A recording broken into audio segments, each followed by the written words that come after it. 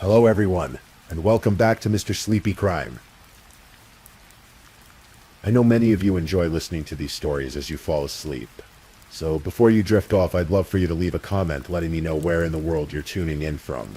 And if you're enjoying the story, don't forget to like and subscribe. It really helps the channel grow. Before we begin, I want to acknowledge that this story involves real people and real tragedies. We tell these stories not for entertainment, but to remember the victims and perhaps help others recognize the warning signs that could prevent similar tragedies. For the best experience, feel free to lower the volume a little, just enough to let the story gently carry you off to sleep. Alright, please get comfortable, dim the lights, and let's dive into tonight's first story. Tonight we're going to explore a story that unfolds slowly, methodically, like the turning of pages in a book you can't quite put down. It's a story about trust and betrayal, about the mask people wear and the secrets they keep. So close your eyes if you wish, and let me take you to Melbourne, Australia, where on a warm summer evening in January of 2010, a birthday celebration would end in a way no one could have predicted. Chris Soteria seemed to have everything. Born in Cyprus, he had come to Australia as a 12-year-old boy with his family, leaving behind a war-torn homeland for the promise of a better life in Melbourne. The Soterio family settled in Reservoir, a working-class suburb, and young Chris learned early the value of hard work and determination.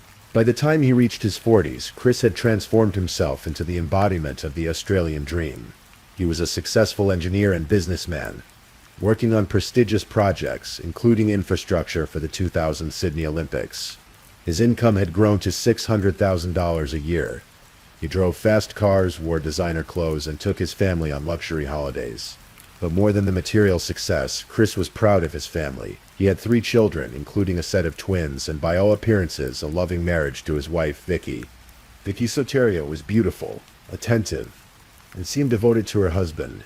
To their friends and neighbors in the tight-knit Greek-Australian community of Watsonia North, they were the ideal couple. They hosted barbecues, celebrated name days and holidays with extended family, and their home was filled with laughter and the sounds of children playing. Chris believed he had a harmonious marriage. Sure, there were moments when he caught Vicky in small lies, little inconsistencies that didn't quite add up. But what marriage was perfect. He loved her, and he believed she loved him. After all, she told him so, repeatedly. She said she loved him to death. What Chris didn't know was that Vicky had been living a double life for years. Ori Dimitrakis had known Vicky since 1994. He was a self-employed limousine driver, a man who drifted through life with few anchors. In early 1995, during a time when Vicky felt pressured by family expectations, she had reconnected with Ori, and they began a relationship. But Vicky ultimately chose a different path, marrying Chris Soterio instead. Years passed. Vicky and Chris built their life together, had their children, accumulated wealth. But sometime around 2008, Vicky reconnected with Ari Dimitrakis, and their relationship reignited with an intensity that consumed them both. This wasn't a casual affair. Vicky and Ari met in hotel rooms, exchanged passionate notes, and made promises to each other. Vicky had Ari's name tattooed on her wedding ring finger, hidden beneath her wedding band where Chris would never see it. She had his initials tattooed at her hairline, at the back of her neck. She and Ari even purchased burial plots together, planning for an eternity side by side. They talked about leaving their spouses, about finally being together openly. But Vicky had a problem. She enjoyed the lifestyle that Chris provided. The luxury, the security, the financial comfort. Chris had over $2 million in superannuation alone. If she divorced him, she would be entitled to a portion, perhaps $3 million. But if Chris died while they were still married, she would inherit everything. $7 million. The mathematics of murder had entered Vicky's mind. This wasn't the first time Vicky had considered killing her husband.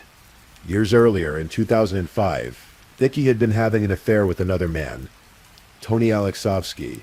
One day, at a motel in Preston, she made him an extraordinary proposition. She asked him to kill Chris. She offered him $50,000 in cash.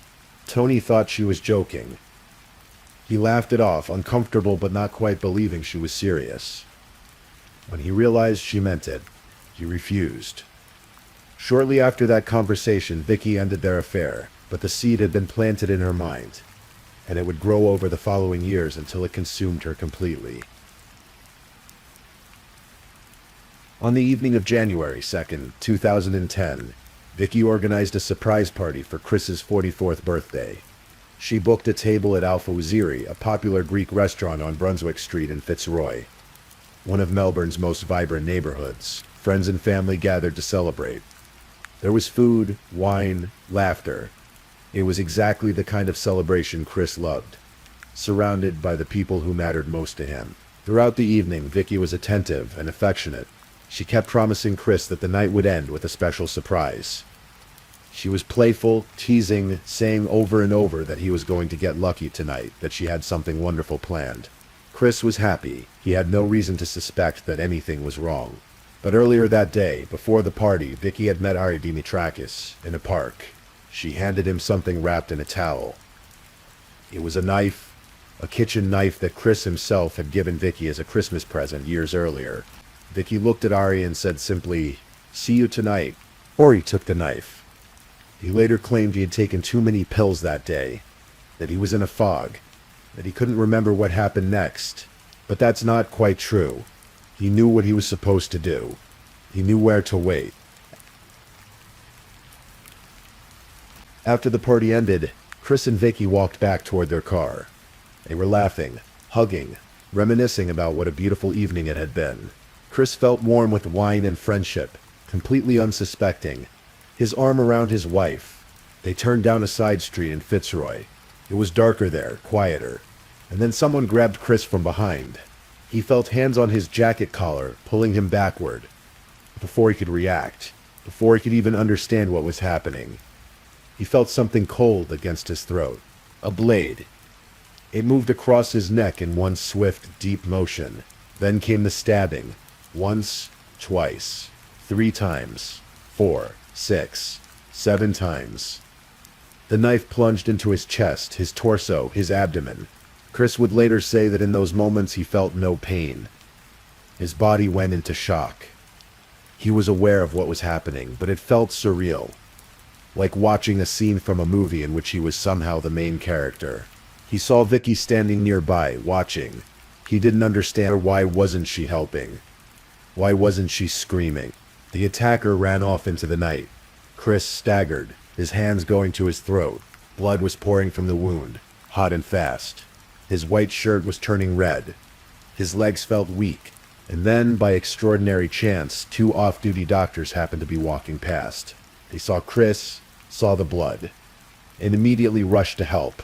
One of them pressed his hands against Chris's throat, trying to stop the arterial bleeding. The other called for an ambulance.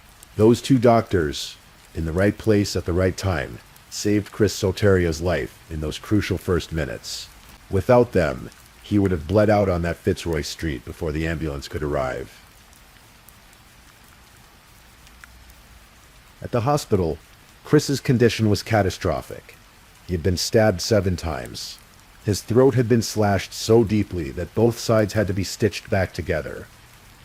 His liver was lacerated and draining. His lungs had to be artificially inflated. He had lost tremendous amounts of blood. The medical team fought to save him. They worked through the night, performing emergency surgery, giving him transfusions, monitoring every vital sign. At several points, Chris nearly died from multiple organ failure. His body was strong, fortunately. He had always been fit, had taken care of himself. That physical resilience made the difference between life and death. The doctors placed Chris in a medically induced coma. He would remain unconscious for 3 weeks. His body given time to begin the long process of healing. During those weeks, his family maintained a vigil at his bedside. His children, his extended family, his friends, everyone except Vicky, who seemed strangely detached from the horror of what had happened. When Chris finally woke from his coma, weak and confused, trying to understand where he was and what had happened, the police were there waiting to speak with him. They had to tell him something that would shatter his world, far more completely than the knife wounds had shattered his body. They told him that his wife, Vicky, had been having an affair. that she and her lover, Ari Dimitrakis, had planned the attack, that Vicky had given Ari the knife, that she had insisted on driving Chris to the party herself, making sure she controlled when and where they would leave, that she had arranged everything, orchestrated every detail of what was meant to be her husband's murder. Chris couldn't believe it. He didn't want to believe it. This was the woman he had married 17 years earlier, the mother of his children, his partner in building the life they shared. How could she want him dead? But the evidence was overwhelming. The police had interviewed witnesses, including neighbors who had seen Ari Dimitrakis lurking around the Soterio home for months, acting strangely, watching. A particularly observant neighbor had even taken photographs with dates and times, documenting Dimitrakis' stalking behavior. The police had also interviewed Vicky. In those early interviews, she admitted to the affair but tried to minimize her role. She claimed she hadn't wanted Chris killed, that Ari must have acted on his own, perhaps out of some misguided jealousy. But the evidence told a different story. Cell phone records, text messages, witness statements. The plot had been carefully planned. Ari Dimitrakis was arrested first. He eventually agreed to plead guilty to a lesser charge of intentionally causing serious injury, rather than attempted murder. In exchange, he agreed to testify against Vicky. The court heard how Vicky had given him the knife, how she had planned the timing, how she had promised they could finally be together once Chris was gone. At his sentencing, Justice Paul Coughlin described the plot as callous, cold-blooded, and well-planned. Dimitrakis was sentenced to 7 years in prison, with a minimum of 5 years to serve. Chris's brother John, sitting in the courtroom, called Dimitrakis a coward and stormed out, outraged at what he felt was too lenient a sentence. But the main trial was yet to come. Vicky Soterio pleaded not guilty. She maintained her innocence throughout the trial, even as evidence mounted against her. The jury heard testimony about the affair, about the tattoos, about the burial plots purchased together. They heard about the 2005 conversation where Vicky had tried to hire another lover to kill Chris. They heard about the knife given to Ari hours before the attack. They heard about Vicky's strange behavior at the hospital, her lack of emotion, her seeming detachment. The trial captured national attention in Australia. It had all the elements of a Greek tragedy, as some observers noted. Passion, betrayal, violence, family loyalty tested to its breaking point. Through it all, Chris attended the proceedings, still recovering from his injuries, still trying to understand how the woman he loved could have orchestrated his murder. On October 7th, 2011, the jury returned its verdict. Guilty. Vicky Soterio was found guilty of conspiracy to commit murder. The courtroom erupted in emotion. Chris's family embraced, tears streaming down their faces.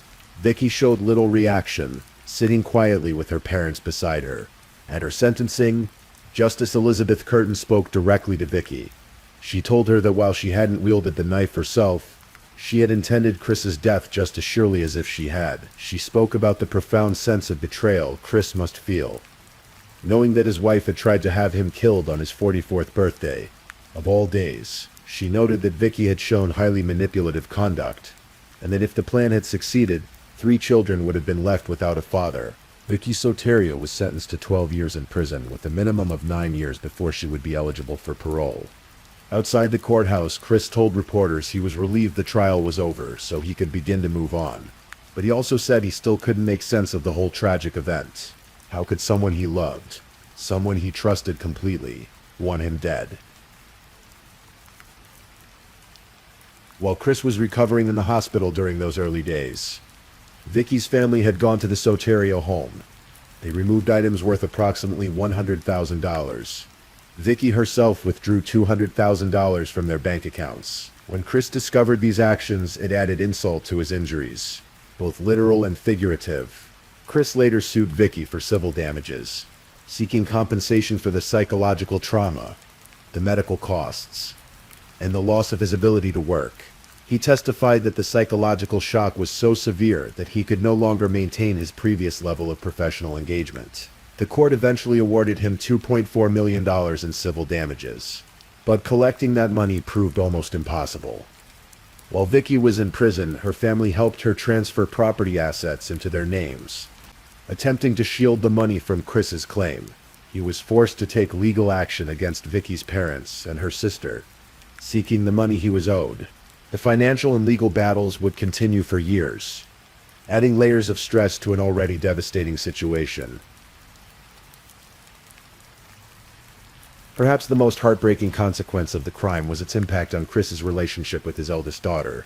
Before Vicky was convicted, she and her family convinced the girl that Chris had actually orchestrated the attack himself as a way to frame Vicky. They told her that her father was the villain, not her mother. Even after Vicky's conviction, even after all the evidence had been presented in court, Chris's daughter continued to believe that her mother was innocent and her father was to blame. She refused to speak to Chris. The relationship was severed, and Chris could do nothing but hope that someday, somehow, she would see the truth. In an interview years later, Chris spoke about this estrangement with visible emotion. He said he hoped his daughter was okay, that his door would always be open to her, and that he wanted her to know his version of events was the truth. But he couldn't force her to listen. He couldn't force her to forgive him for something he hadn't done. Despite everything, Chris Soterio worked to rebuild his life. He focused on his younger children, especially his twins, walking them to and from school every day. He found love again with a new partner, someone he described as a strong, spiritual, balanced person, a beautiful soul. He also channeled his experience into helping other crime victims navigate the legal system. He established the Powerhouse Retreat, a facility designed to support victims and their families during lengthy court proceedings, providing them with accommodation and guidance through one of the most difficult periods of their lives. Chris told interviewers that he wanted to make sure other people didn't go through what he had gone through with the legal system after such an ordeal. His own experience had taught him how vulnerable and lost victims can feel when thrust into the criminal justice process. He wanted to create something that would make that journey a little less lonely for others. In interviews, Chris spoke about the importance of forgiveness, not for Vicky's sake, but for his own peace of mind. He said, "You never forget what happened, but you have to forgive and move on. Life is a journey with its ups and downs." He had sunk to the lowest level but had risen again, and life was now beautiful. New partner, new lifestyle, new purpose. In early 2022, after serving 10 years of her 12-year sentence, Vicky Soterio was quietly released from the Dame Phyllis Frost Maximum Security Correctional Center. She had served her time largely without incident and was released with various restrictions placed on her movements and activities. She returned to life in Melbourne's northern suburbs, living with family members, trying to rebuild a life far different from the one she had known before. Ari Dimitrakis had been released even earlier, having served 7 years. Chris was notified of Vicky's impending release weeks before it happened. He opposed the decision, but ultimately had no power to prevent it. When asked about it by reporters, he declined to comment extensively, but his previous words echoed, "Life is a journey. You have to forgive and move on."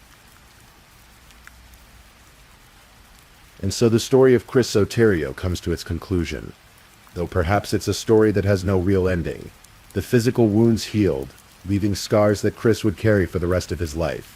The emotional and psychological wounds run deeper still, visible in different ways. The loss of trust, the shattering of the belief that he knew the person he had married, the estrangement from his daughter, the years of legal battles and financial stress. But there's also resilience in this story. The remarkable fact of Chris's survival, the result of chance, the presence of those 2 doctors at exactly the right moment. The strength he found to rebuild his life, to love again, to help others, the determination to be present for his children, to find meaning in the aftermath of trauma. What makes someone capable of planning the murder of their spouse? What combination of greed, obsession, and moral detachment allows a person to hand a knife to their lover and say, "See you tonight," knowing that by night's end, the father of their children might be dead? These are questions that haunted Chris, and they're questions without satisfying answers. Vicky never fully explained her actions beyond saying they were stupid and silly, words that seemed grotesquely inadequate for the magnitude of what she planned and nearly succeeded in carrying out. The case reminds us that we can never fully know another person, no matter how long we've lived beside them, shared meals with them, raised children with them. People carry secrets, sometimes dark and terrible ones. They construct facades that can last years, even decades, and sometimes those facades slip and the person underneath is unrecognizable. And so we leave Chris Soteria in Melbourne living his rebuilt life, carrying his scars both visible and invisible, walking his children to school, loving his new partner, helping other crime victims find their way through the darkness he once walked through himself. His story is one of survival against extraordinary odds, of the random chance that placed two doctors on a Fitzroy Street at exactly the moment they were needed, of the strength required to wake from a coma and learn that your entire life was built on a foundation of lies, of the courage needed to face your attacker and your betrayer in a courtroom and then somehow move forward into an uncertain future. It's late now. The story is told. Let yourself rest. Let your breathing slow and deepen. Whatever darkness exists in the world, whatever capacity for betrayal and violence humans carry within them, there's also resilience, kindness, the presence of those two doctors who didn't turn away, the friend who takes photographs that become evidence, the justice system that, however imperfectly, seeks to assign responsibility and consequence. If this is your first time listening to one of our true crime stories, welcome to Mr. Sleepy Crime, where we explore these cases in a calm and respectful way. I also want to take a moment to appreciate my amazing subscribers who've been rocking with me.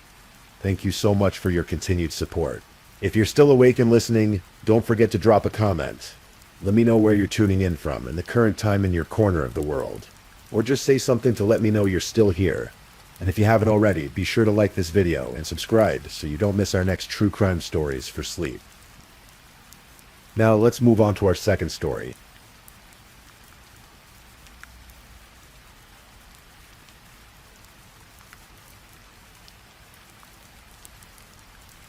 Story 2.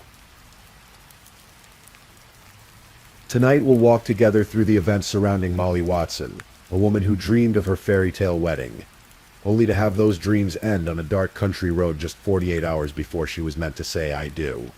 Let your breathing slow. This is a story of love and lies, of secrets carefully kept and truths that couldn't stay hidden forever. Our story begins in Moberly, Missouri, a small town where everyone knows everyone, where life moves at the gentle pace of the seasons. On December 15th, 1982, Timothy and Sandra Watson welcomed their daughter into the world. They named her Molly Nicole Watson. From the beginning, Molly was different in all the best ways. She was intelligent, creative, a girl who saw the world through a unique lens. She excelled in school, absorbing knowledge like sunlight. As she grew, her passions bloomed. She loved to sing, her voice carrying through the rooms of her childhood home.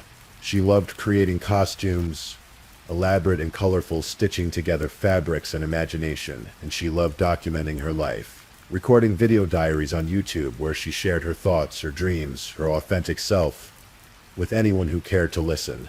Molly struggled with Asperger's syndrome, but she was highly functioning and never let it define her. Instead, it was simply part of who she was, part of what made her see the world a little differently, a little more intensely.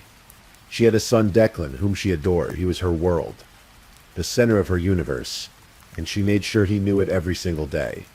After her first marriage ended in divorce, Molly found herself in a relationship with Amber Brady, a childhood friend. For about 5 years they shared their lives together. They understood each other, communicated well, enjoyed the same things.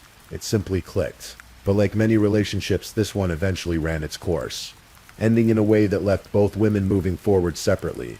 And then Molly's life took a new turn. She got a job at the Moberly Area Correctional Center, working as a corrections officer. It was 2011. She was 28 years old. And it was there behind those walls that she met James Addy. James Addy was 51 years old when Molly met him. He wore the uniform of a corrections officer with authority, having worked his way up through the ranks to become a lieutenant. To look at him, you might see a man of responsibility, a man of order. He had been married 4 times before. 4 times he had stood at an altar and made promises. 4 times those promises had eventually broken. But when Molly looked at him, she saw something else. She saw a man she could love, a man she could trust, a man who told her he was going through a divorce that would be finalized soon. Just a matter of paperwork, he said. Just a matter of time. Molly's brother Tim would later say she was absolutely 100% in love with Addie. And indeed, she was. For 7 years, their relationship continued. 7 years of phone calls and secret meetings. 7 years of Molly believing that soon they would be able to be together openly, to build a life without having to hide. Addie had a way about him that made Molly look past certain things. Her family noticed it though. Tim Watson, Molly's brother, felt uneasy around James from the start. There was something evasive about him. Something that didn't quite sit right. He could never look you in the eye when he spoke. His answers were always indirect, dancing around direct questions. He put off what Tim called bad vibes to everybody. Some family members became so uncomfortable with James that they told Molly they wouldn't even attend the wedding. But Molly saw past all of that. Love has a way of softening the edges of our doubts, of painting over the warning signs with brighter colors. She believed in the future James promised her. What Molly didn't know, what she couldn't have known, was that James Addie was living two completely separate lives. Every night, he went home to a house in Santa Fe, Missouri. Not a large house, just a simple 3-bedroom home in the rural countryside. And in that house lived his wife, Melanie Addie. His wife of 23 years. His wife who had no idea that her husband was engaged to another woman. Melanie would later describe their marriage as normal. Sometimes good, sometimes challenging. But normal. James came home every night. He was there for dinner. He helped around the house. He absolutely hated people who had affairs, she said, so she never would have thought him capable of having one. They had 2 children together, Ben and Emma. Emma was still living at home, a bright young woman attending Paris High School. She knew her father as any daughter would, flawed perhaps, but hers. She had no idea about Molly Watson. No idea that her father was planning a wedding while still sleeping in the same house, the same bed with her mother. The lies James Addie told were intricate, layered, maintained with careful precision. To Molly, he spun tales of a divorce that kept getting delayed. To Melanie, he never mentioned Molly at all. When he traveled to Mexico or Florida with Molly, vacations where they smiled for photos, arms wrapped around each other, he told Melanie it was work training. He even provided her with official-looking letters from the prison explaining his absences. Sniper training in Florida, he said, prison work in Mexico. And Melanie believed him. Why wouldn't she? He was her husband, the father of her children, the man who came home every single night. In 2018, after 7 years together, James Addie finally proposed to Molly Watson. She said yes without hesitation. Her dreams were finally coming true. Molly threw herself into wedding planning with the enthusiasm of someone who had waited a long time for this moment. She envisioned a beautiful ceremony at the Stony Creek Hotel and Conference Center in Columbia, Missouri. The date was set, April 29, 2018. The theme would be Renaissance-inspired, with touches of Disney magic, because Molly still believed in fairy tales. The colors would be burgundy and gold. There would be flowers and candles and music. She bought not 1 but 2 wedding dresses, because she simply couldn't decide which one made her feel more like a bride. She tried them on, twirling in front of mirrors, recording videos of herself, documenting every moment of this journey toward her happily ever after. Sam Cohen, the wedding planner, worked with Molly on every detail. From Molly's perspective, it was going to be a beautiful wedding, and the best day ever. The excitement in Molly's voice was unmistakable. This was what she had been waiting for. But as the wedding day approached, something changed. A few weeks before the ceremony, Molly contacted the wedding planner with unfortunate news. They needed to reduce the guest list. James had told her something tragic. His ex-wife Melanie had been in a terrible car accident during Christmas 4 months earlier. She'd been on life support ever since. And now, just weeks before the wedding, James and his children had made the impossible decision to let her go. Melanie had died, he told Molly. The family was grieving. They couldn't invite as many people to the wedding now. It wouldn't be appropriate. Molly believed him. She sent the wedding planner an email explaining the situation, her heart breaking for the man she loved, and the loss his family was experiencing. She made the adjustments. She understood. Of course, Melanie Addie had never been in any car accident. She was alive and well, living in the same house with James, sleeping beside him every night, completely unaware that her husband was telling people she was dead, On April 25th, 2018, 48 hours before the wedding, James Addy and Molly Watson walked into the Randolph County Recorder of Deeds office to obtain their marriage license. Mark Price, the Recorder of Deeds, prepared their paperwork. He would later recall that Molly seemed pleasant, excited. James, on the other hand, seemed perturbed by some of the questions he was asked. There was an edge to him, a tension. The marriage license was issued. In 2 days, they would be husband and wife. Except James Addy was already a husband, already married. The marriage license in Molly's hand was meaningless. Illegal, actually. If they went through with the ceremony, it would be bigamy. But Molly didn't know that. Friday night, April 27th, 2018. Just 1 day before the wedding. At the Addy home in Santa Fe, the evening began like any other. Melanie got off work, and she and James went out to dinner in Mexico, Missouri. They came home. It was an ordinary night. Around 7 o'clock in the evening, James left the house. He was wearing a black jacket, blue jeans, and boots. He told Melanie he was going to visit a friend. Emma, their daughter, was home that evening, working on an online class assignment. She was a junior at Paris High School, focused on her studies, unaware that her world was about to shatter. Meanwhile, in Huntsville, Missouri, Molly Watson was at home. Her phone rang. It was James.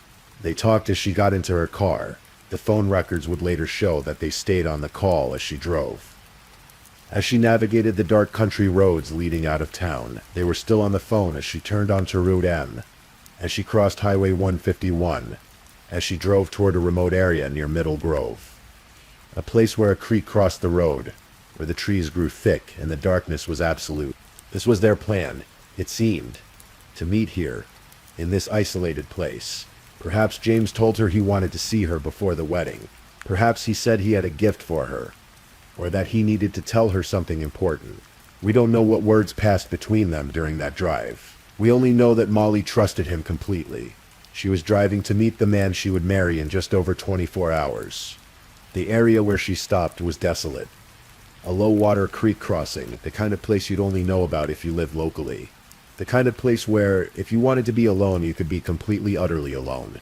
Molly got out of her car. Her marriage license was on the passenger seat. And then in the darkness of that rural Missouri road, James Addy pulled out a gun, a .22 caliber weapon. He positioned himself behind Molly Watson, the woman who loved him, the woman who had bought 2 wedding dresses and planned a ceremony with burgundy and gold decorations, and who had waited 7 years for this moment. He pressed the gun against the back of her head. Then he fired. A single bullet entered Molly's skull at point-blank range, lodging deep in her brain. She had been shot in the back of the head, execution style. She collapsed immediately. The life that had been so full of singing and creating and dreaming ended in an instant on that dark road. James Addy then dragged her body, positioning it in the road in front of her car. In the process, her clothing was pulled, leaving her partially unclothed. He left her there in the dirt and in the darkness, and then he went home. Glenn McSparren was taking a shortcut that Friday night. He was driving home from his mother's house, navigating the rural roads he knew well. It was around 10 o'clock in the evening. As his headlights swept across the road ahead, he saw something unusual. A car pulled off to the side near the creek crossing.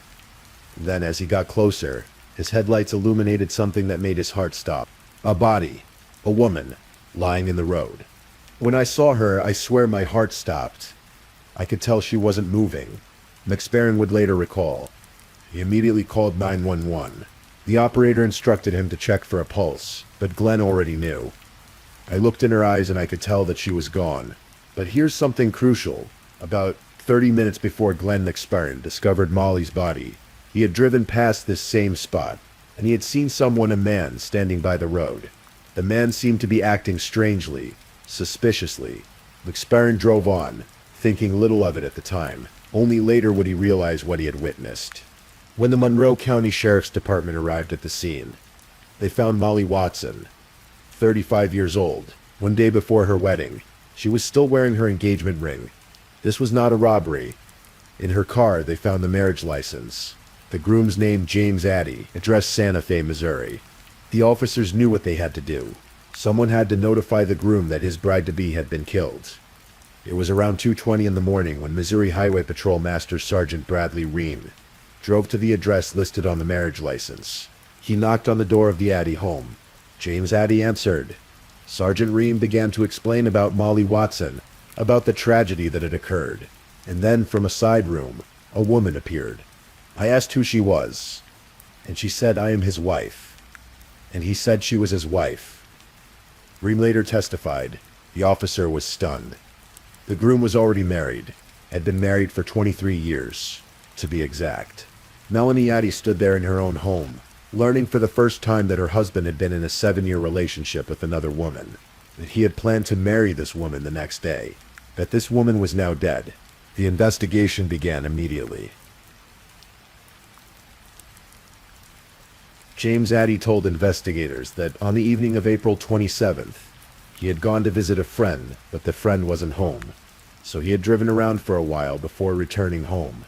He said he got home around 8:30 in the evening, but Emma, his daughter, told a different story. She said her father didn't come home until around 10 o'clock, significantly later than he claimed. She was in the bathroom brushing her teeth when he arrived. He came and stood in the doorway in his underwear, then walked out to the dining room to get food from the microwave. He looked antsy, she said. She noticed he was doing laundry, and there was a strong smell of bleach. After James was taken to the police station for questioning, Melanie began searching their home. She needed to understand what had happened, what her husband had been hiding. In the garage, she found nothing. But when she climbed up to the attic, she discovered boxes. Molly's boxes. Boxes that Molly had been slowly moving into what she thought would become her marital home. Inside were photo albums. Page after page of pictures. James and Molly in Mexico, smiling in the sun. James and Molly in Florida, arms around each other. 7 years of photographs documenting a relationship that Melanie never knew existed. 7 years of vacations she thought her husband had taken for work. The investigators worked quickly, methodically. They collected evidence from the crime scene. They found tire impressions in the dirt near where Molly's body lay. When they examined James Addy's vehicle, the tires matched, not conclusively. The expert would later testify he couldn't be 100% certain. But they were consistent. They found a t-shirt in a field near the crime scene. It was covered in blood. Molly's blood. The shirt was unusual, distinctive. When shown a photo of it, Emma Addy recognized it immediately. She had made it herself for a class project and given it to her father. They searched James Addy's home and found ammunition, .22 caliber rounds, the same caliber as the bullet lodged in Molly Watson's skull. An empty ammunition box found near the crime scene was consistent with the brand found in Addy's home. A gun was found in plain sight in his house. A .22 caliber weapon. However, no DNA evidence linked the gun directly to Molly, and no gunpowder residue was found on it. This would be a weakness in the prosecution's case. They discovered that James had a secret phone, a second phone he used exclusively to communicate with Molly. The phone record showed the calls between them on the night of April 27th, tracking Molly's journey from her home to the place where she died. And then there was the search history on Molly's phone. The day before she was killed, Molly had searched for something specific. Melanie Addy's obituary. Had she finally begun to suspect? Had doubts crept in about the story James had told her?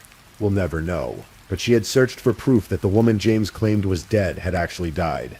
She found nothing, of course, because Melanie Addy was alive.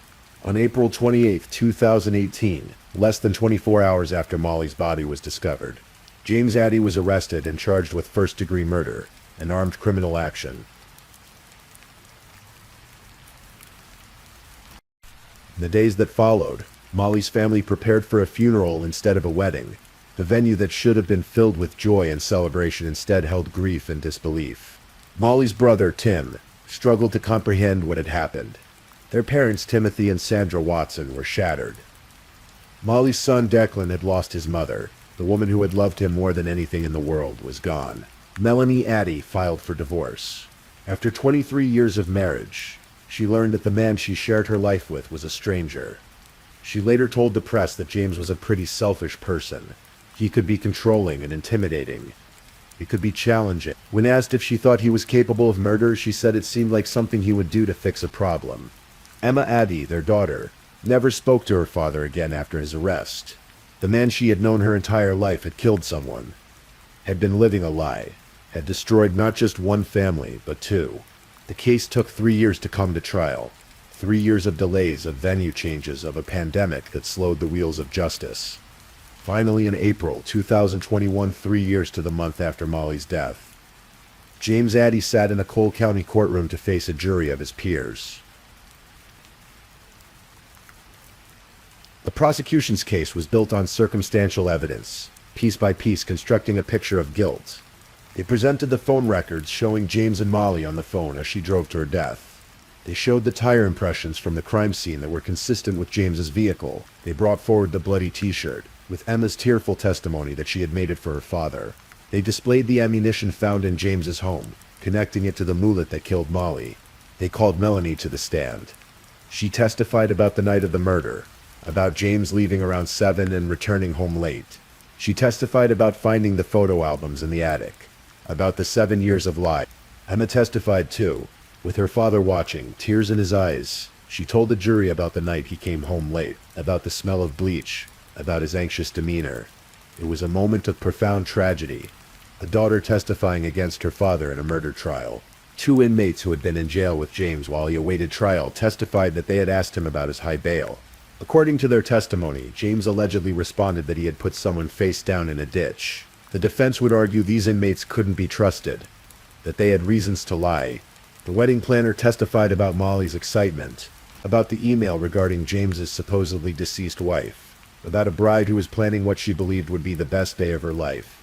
Glenn McSparron testified about finding Molly's body, about seeing a man acting suspiciously in the same location 30 minutes earlier. However, he couldn't positively identify that man as James Addy, a significant weakness in the prosecution's case. The medical examiner explained that Molly died from a contact gunshot wound to the back of the head, meaning the gun was pressed directly against her skull when it was fired. The defense argued that the state's case was built on assumptions, that James had an affair, yes, but an affair doesn't make someone a murderer. They pointed out the lack of DNA evidence linking James to the gun found in his home. They highlighted that the tire expert couldn't definitively say the impressions matched James's car. They questioned the credibility of the jailhouse informants. Defense attorney T.J. Kirsch repeatedly asked the jury, "Where's the evidence? Where's the proof beyond a reasonable doubt?" But the prosecution had an answer to that question. In closing arguments, they painted a picture of a coward, a man who had lied to 2 women for 7 years, who had created an elaborate web of deceit, and who, when that web was about to collapse, chose murder over truth. The prosecutor said, the defendant was a coward when Molly was alive, and he couldn't tell her the truth, and he was the coward when he couldn't look her in the eye when he killed her. The jury deliberated for 2.5 hours. On April 29th, 2021, 3 years to the day when Molly and James should have been celebrating their 3rd wedding anniversary, the verdict was read: guilty. Guilty of first-degree murder. Guilty of armed criminal action. James Addy looked down as the verdict was announced. His daughter Emma was not in the courtroom. Melanie was not there either. The family he had once had was gone. Before sentencing, Molly's family was given the opportunity to speak. Tim Watson, Molly's brother, stood before the court. "Molly was my best friend, my sister that I'll never see again," he said, his voice thick with emotion. This monster took from not only I, but all the family and friends who loved her. He explained that the tragedy hadn't ended with Molly's death. The stress and heartache had taken a profound toll on their parents. Their father, Timothy Watson Sr., had died of a heart attack in September 2020. Their mother, Sandra, had died just months after that. "I feel like James Addy took my entire family away from me," Tim said. Then someone read a statement from Molly's son, Declan. In it, he described his mother as the most important person in his life. "Amazing, smart, beautiful, though not perfect. No one is perfect," he wrote, "but she made one wrong decision, believing in and trusting you." The statement continued, "She was more important to me than you can ever imagine, and I was more important to her than you ever were. So in a way, you took something from both of us. You took away my mom from me, and you took away her son from her." The jury recommended 20 years for the armed criminal action charge.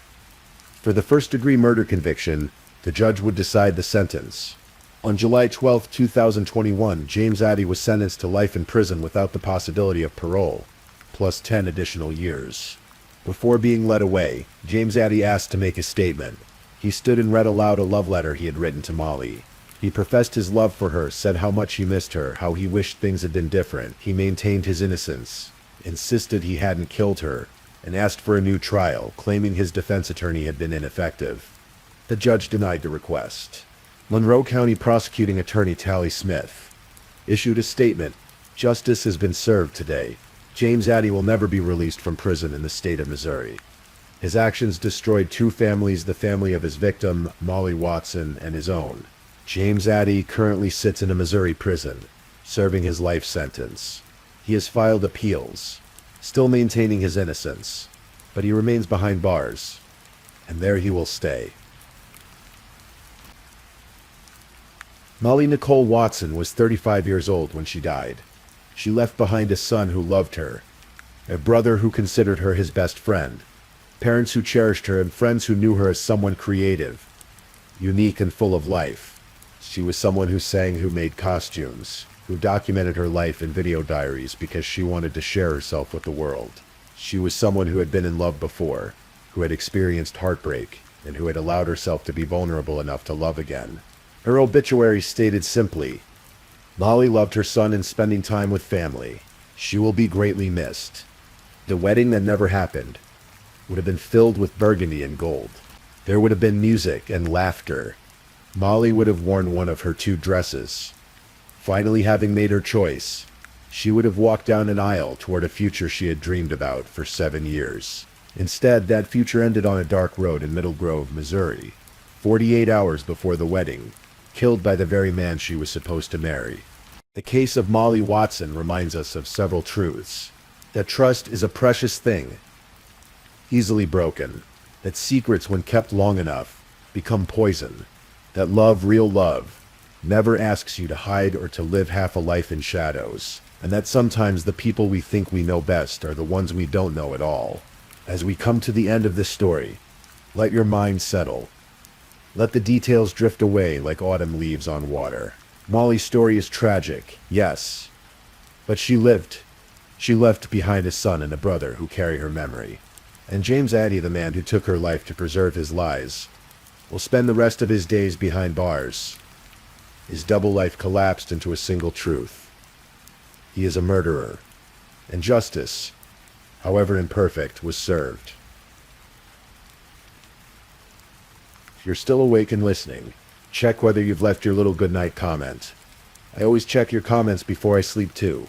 And if you haven't already, don't forget to like this video and subscribe so you don't miss our next true crime stories for sleep. Meanwhile, let's move on to our third story.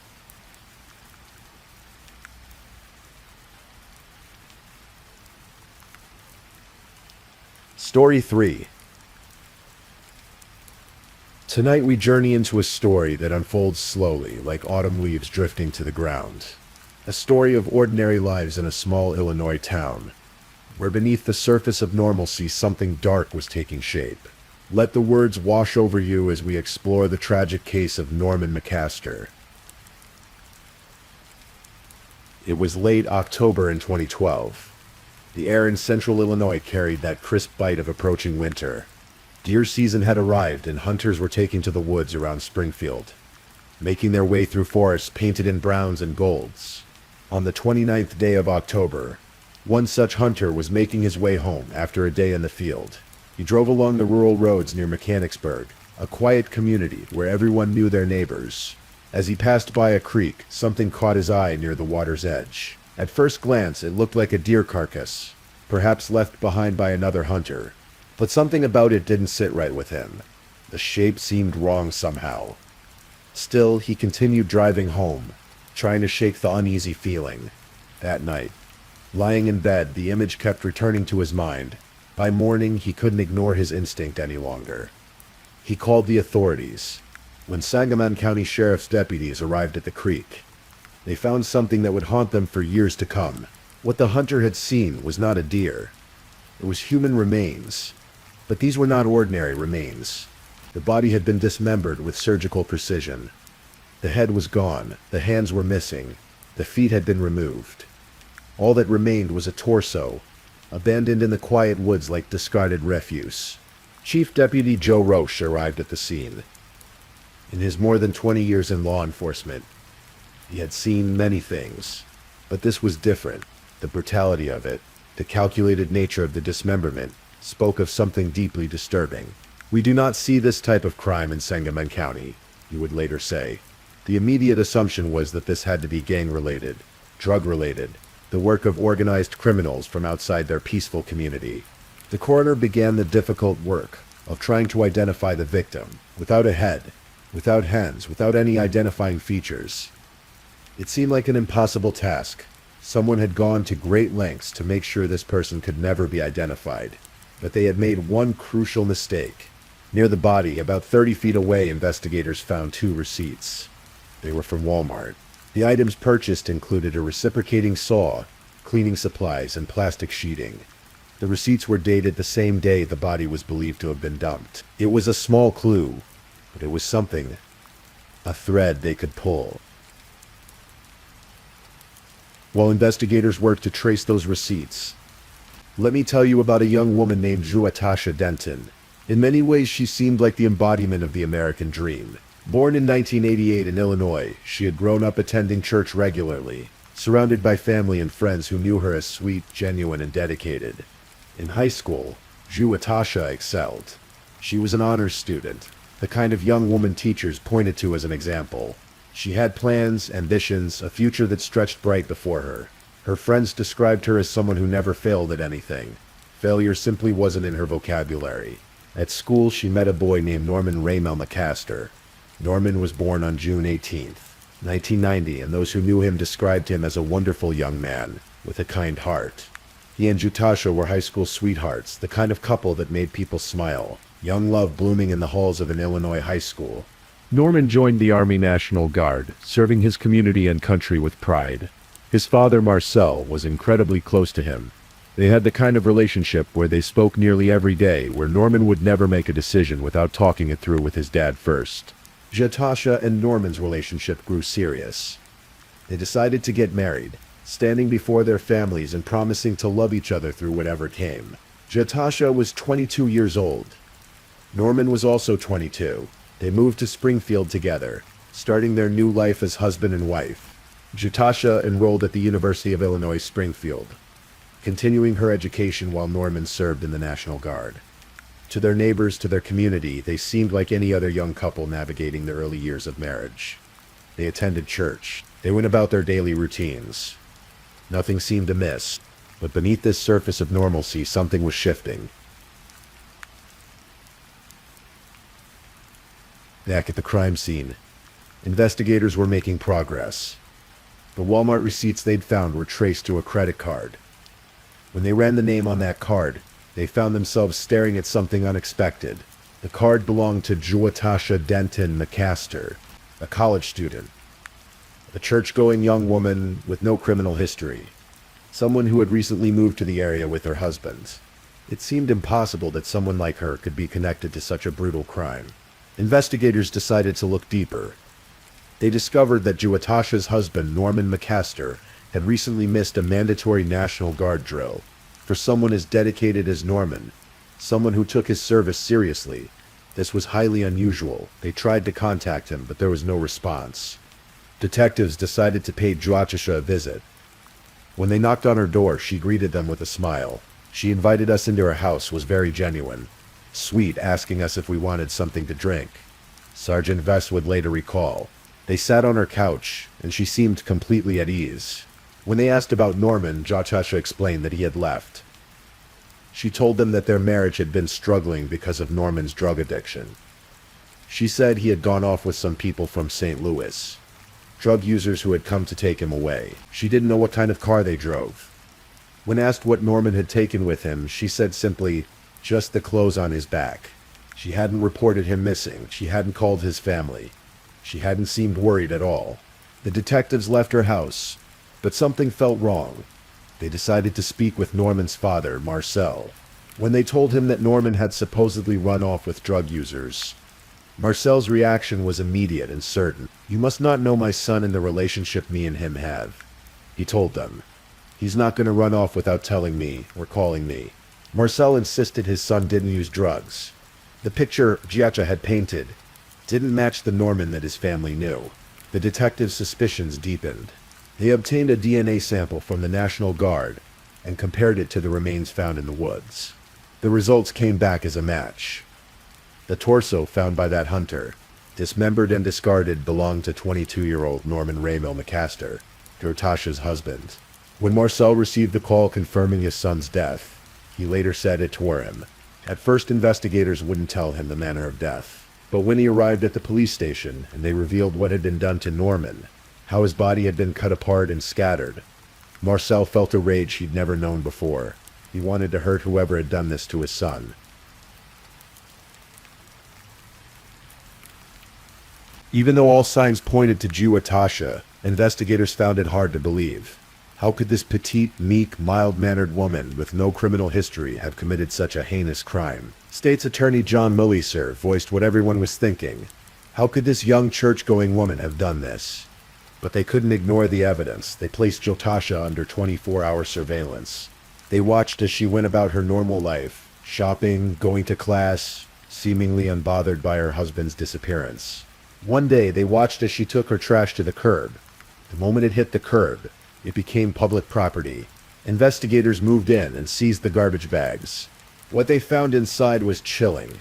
First, there were floor tiles. Why would someone throw away floor tiles from their bathroom? It seemed odd, suspicious. The tiles were sent to a crime lab, where they would test positive for blood. Then there were bottles. Multiple bottles of Visine eye drops. Investigators were puzzled at first. Why would someone have so many bottles of eye drops in their trash? But then they learned something disturbing. The active ingredient in Visine, tetrahydrozoline, can be fatal if ingested in large quantities. It was a poison that could kill, and it was difficult to detect. But the most damning discovery came in another bag. This one wasn't filled with garbage at all. It was filled with men's clothing, soldiers' uniforms, the unmistakable fatigues of the National Guard. As investigators sorted through the clothing, they found an identification card. It belonged to Norman McCaster. Tasha had thrown away her husband's entire wardrobe, his uniforms, everything that proved he had ever lived in that house with her. She was erasing him, piece by piece. With enough evidence to justify search warrants, investigators obtained permission to search Tasha's home and seize her laptop computer. What the forensic examination revealed was a window into premeditation, into months of planning. The computer searches had started around the beginning of June, months before Norman's death. Search history read like a manual for murder. How to kill your husband. How to kill a spouse and get away with it. Ways to kill someone and not get caught. Poison tasteless but deadly. How much Visine does it take to kill? The searches went on and on. A chronicle of someone methodically researching how to end another person's life. These weren't impulsive searches made in a moment of anger. They were calculated, repeated over weeks and months. Someone was planning, learning, preparing. In Tasha's house, investigators found more evidence. There was a handwritten list on a piece of paper. It read, "Register gun and bleach walls." They discovered that tiles had been removed from the bathroom floor. When they examined the area beneath, chemical tests reacted positively to blood. Someone had tried to clean up a crime scene. There was also something odd that detectives had noticed during their first visit. On the kitchen wall hung a calendar. Their 2-year wedding anniversary, October 26th, had been completely blacked out. Someone had taken a marker and obliterated the date. Their 2-year anniversary was coming up, and Norman McCaster was not going to make that 2-year anniversary. State's Attorney Mulliser would explain. And she was going to make sure of it. As the investigation continued, detectives learned about a crucial piece of evidence. A fellow student at the University of Illinois Springfield came forward with a disturbing story. Tasha had approached him and asked to borrow a gun. He had loaned it to her, not thinking much of it at the time. A day later, she returned it. But when he checked the weapon, he noticed something. 2 bullets were missing. Prosecutors believed those 2 bullets had been fired into Norman's head. That's why his head had to be removed with the reciprocating saw. The evidence of gunshot wounds would have been too obvious, too easily traced back to the borrowed weapon. The theory that emerged was methodical and chilling. Jyotasha had likely attempted to poison Norman first, using the Bezinine. Toxicology reports would later confirm that Norman had elevated levels of tetrahydrozoline in his liver, but perhaps the poison hadn't worked quickly enough, or perhaps Norman had realized something was wrong.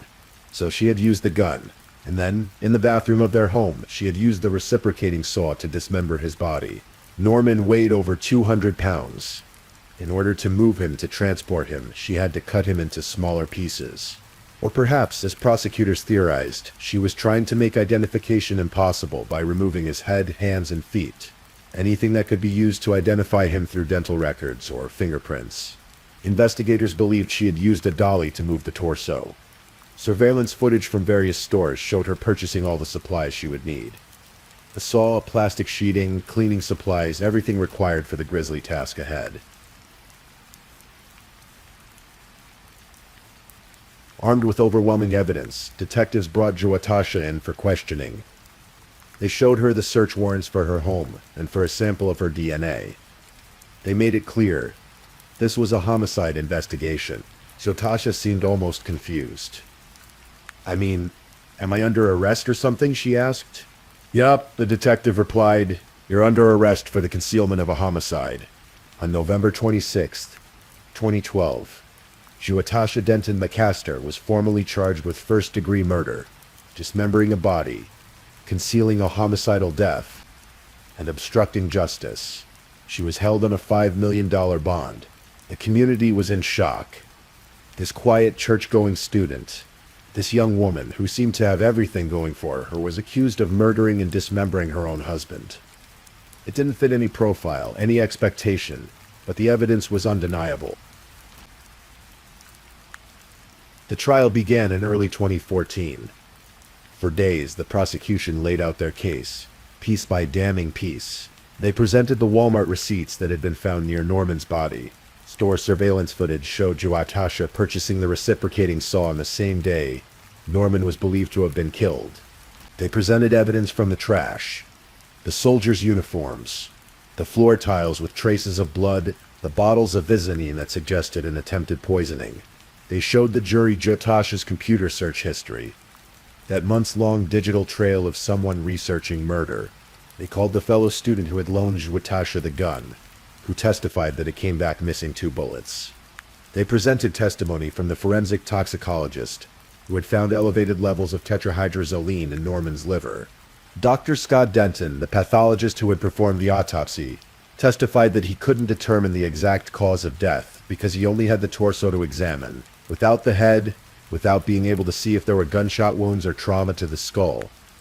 The precise moment of Norman's death remained uncertain, but the evidence of foul play was overwhelming.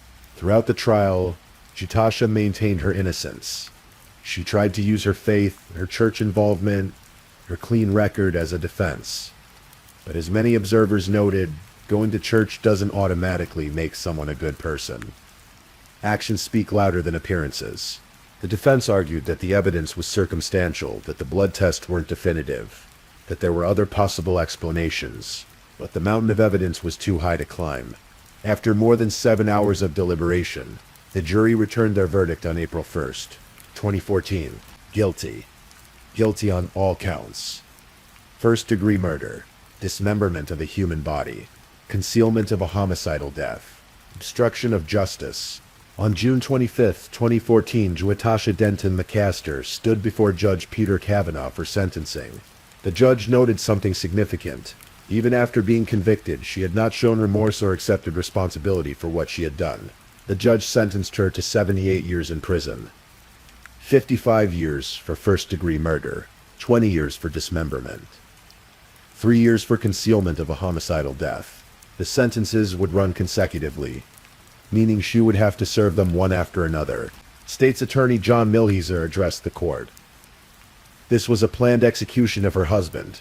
She planned it for months and months. She was convicted and sentenced. It was just a brutal crime. Norman's family was in the courtroom. His mother, Fredericia Moresby, spoke about finally having closure, though the pain would never truly leave. I'm happy, she said through tears. It just hurts. Marcel Norman's father struggled to articulate the depth of his loss. He revealed that he mourned his son in private, not wanting to burden the rest of the family with his grief. "Every morning I go out to the car," he said. "I'll sit there and I'll cry because that's how much I miss him. He meant a lot to me." Giatasha appealed her sentence, arguing that 78 years was excessive, given her lack of prior criminal history. But the appellate court upheld the sentence in 2017. The brutality of the crime, the months of planning, the complete lack of remorse, all of it justified the lengthy sentence. To this day, Norman's head, hands, and feet have never been recovered. Investigators believe Giatasha disposed of them in a body of water somewhere, possibly during a trip to Chicago. Those parts of Norman, the pieces that would have made identifying him easier, remain lost. As you drift towards sleep, perhaps you wonder, as many have wondered, what drives someone to such an act?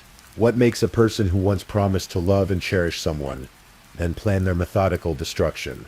Investigators believe that Giatasha had grown discontent with her marriage. Perhaps it wasn't living up to the perfect image she had in her mind. Remember, she was someone for whom failure was not an option.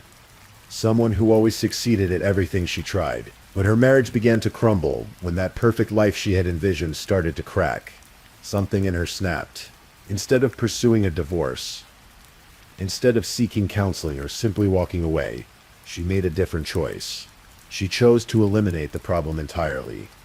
For months she researched and planned. She gathered supplies. She borrowed a gun. She made her preparations with the cold precision of someone approaching a task to be completed. Some have theorized that there were issues of control, of a perfectionist unable to accept that something in her life wasn't going according to plan. Others have suggested that perhaps there were financial considerations or secrets that haven't come to light. The truth, known fully only to Giatasha herself, remains locked behind prison walls. Norman's family remembers him not as a victim, not as a crime statistic, but as the loving son, the dedicated soldier, the young man with his whole life ahead of him. They remember his smile, his dedication to his family, the way he would never make a decision without calling his father first. They remember the Norman who existed before October 26, 2012, before his 2-year anniversary that he would never reach. As of today, Giatasha Denton McCaster remains incarcerated at Logan Correctional Center in Illinois. She will be in her 90s before she becomes eligible for release. There are no public records of her participating in rehabilitation programs or showing any remorse for her actions. The case sent shockwaves through the community of Springfield and Mechanicsburg.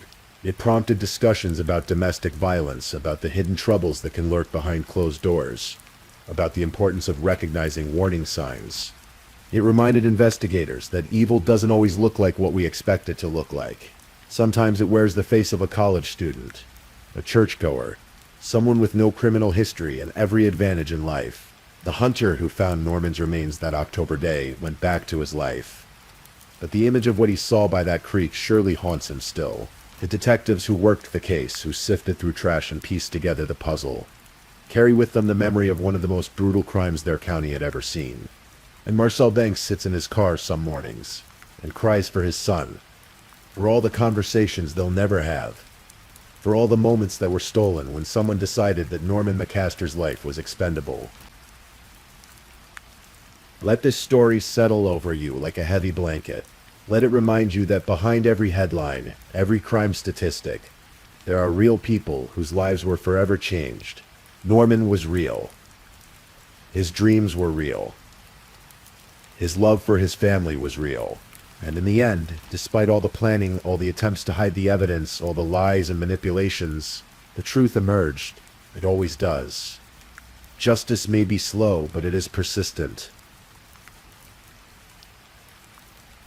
Please, I'm just putting it out there. If you're still awake and listening, drop a comment.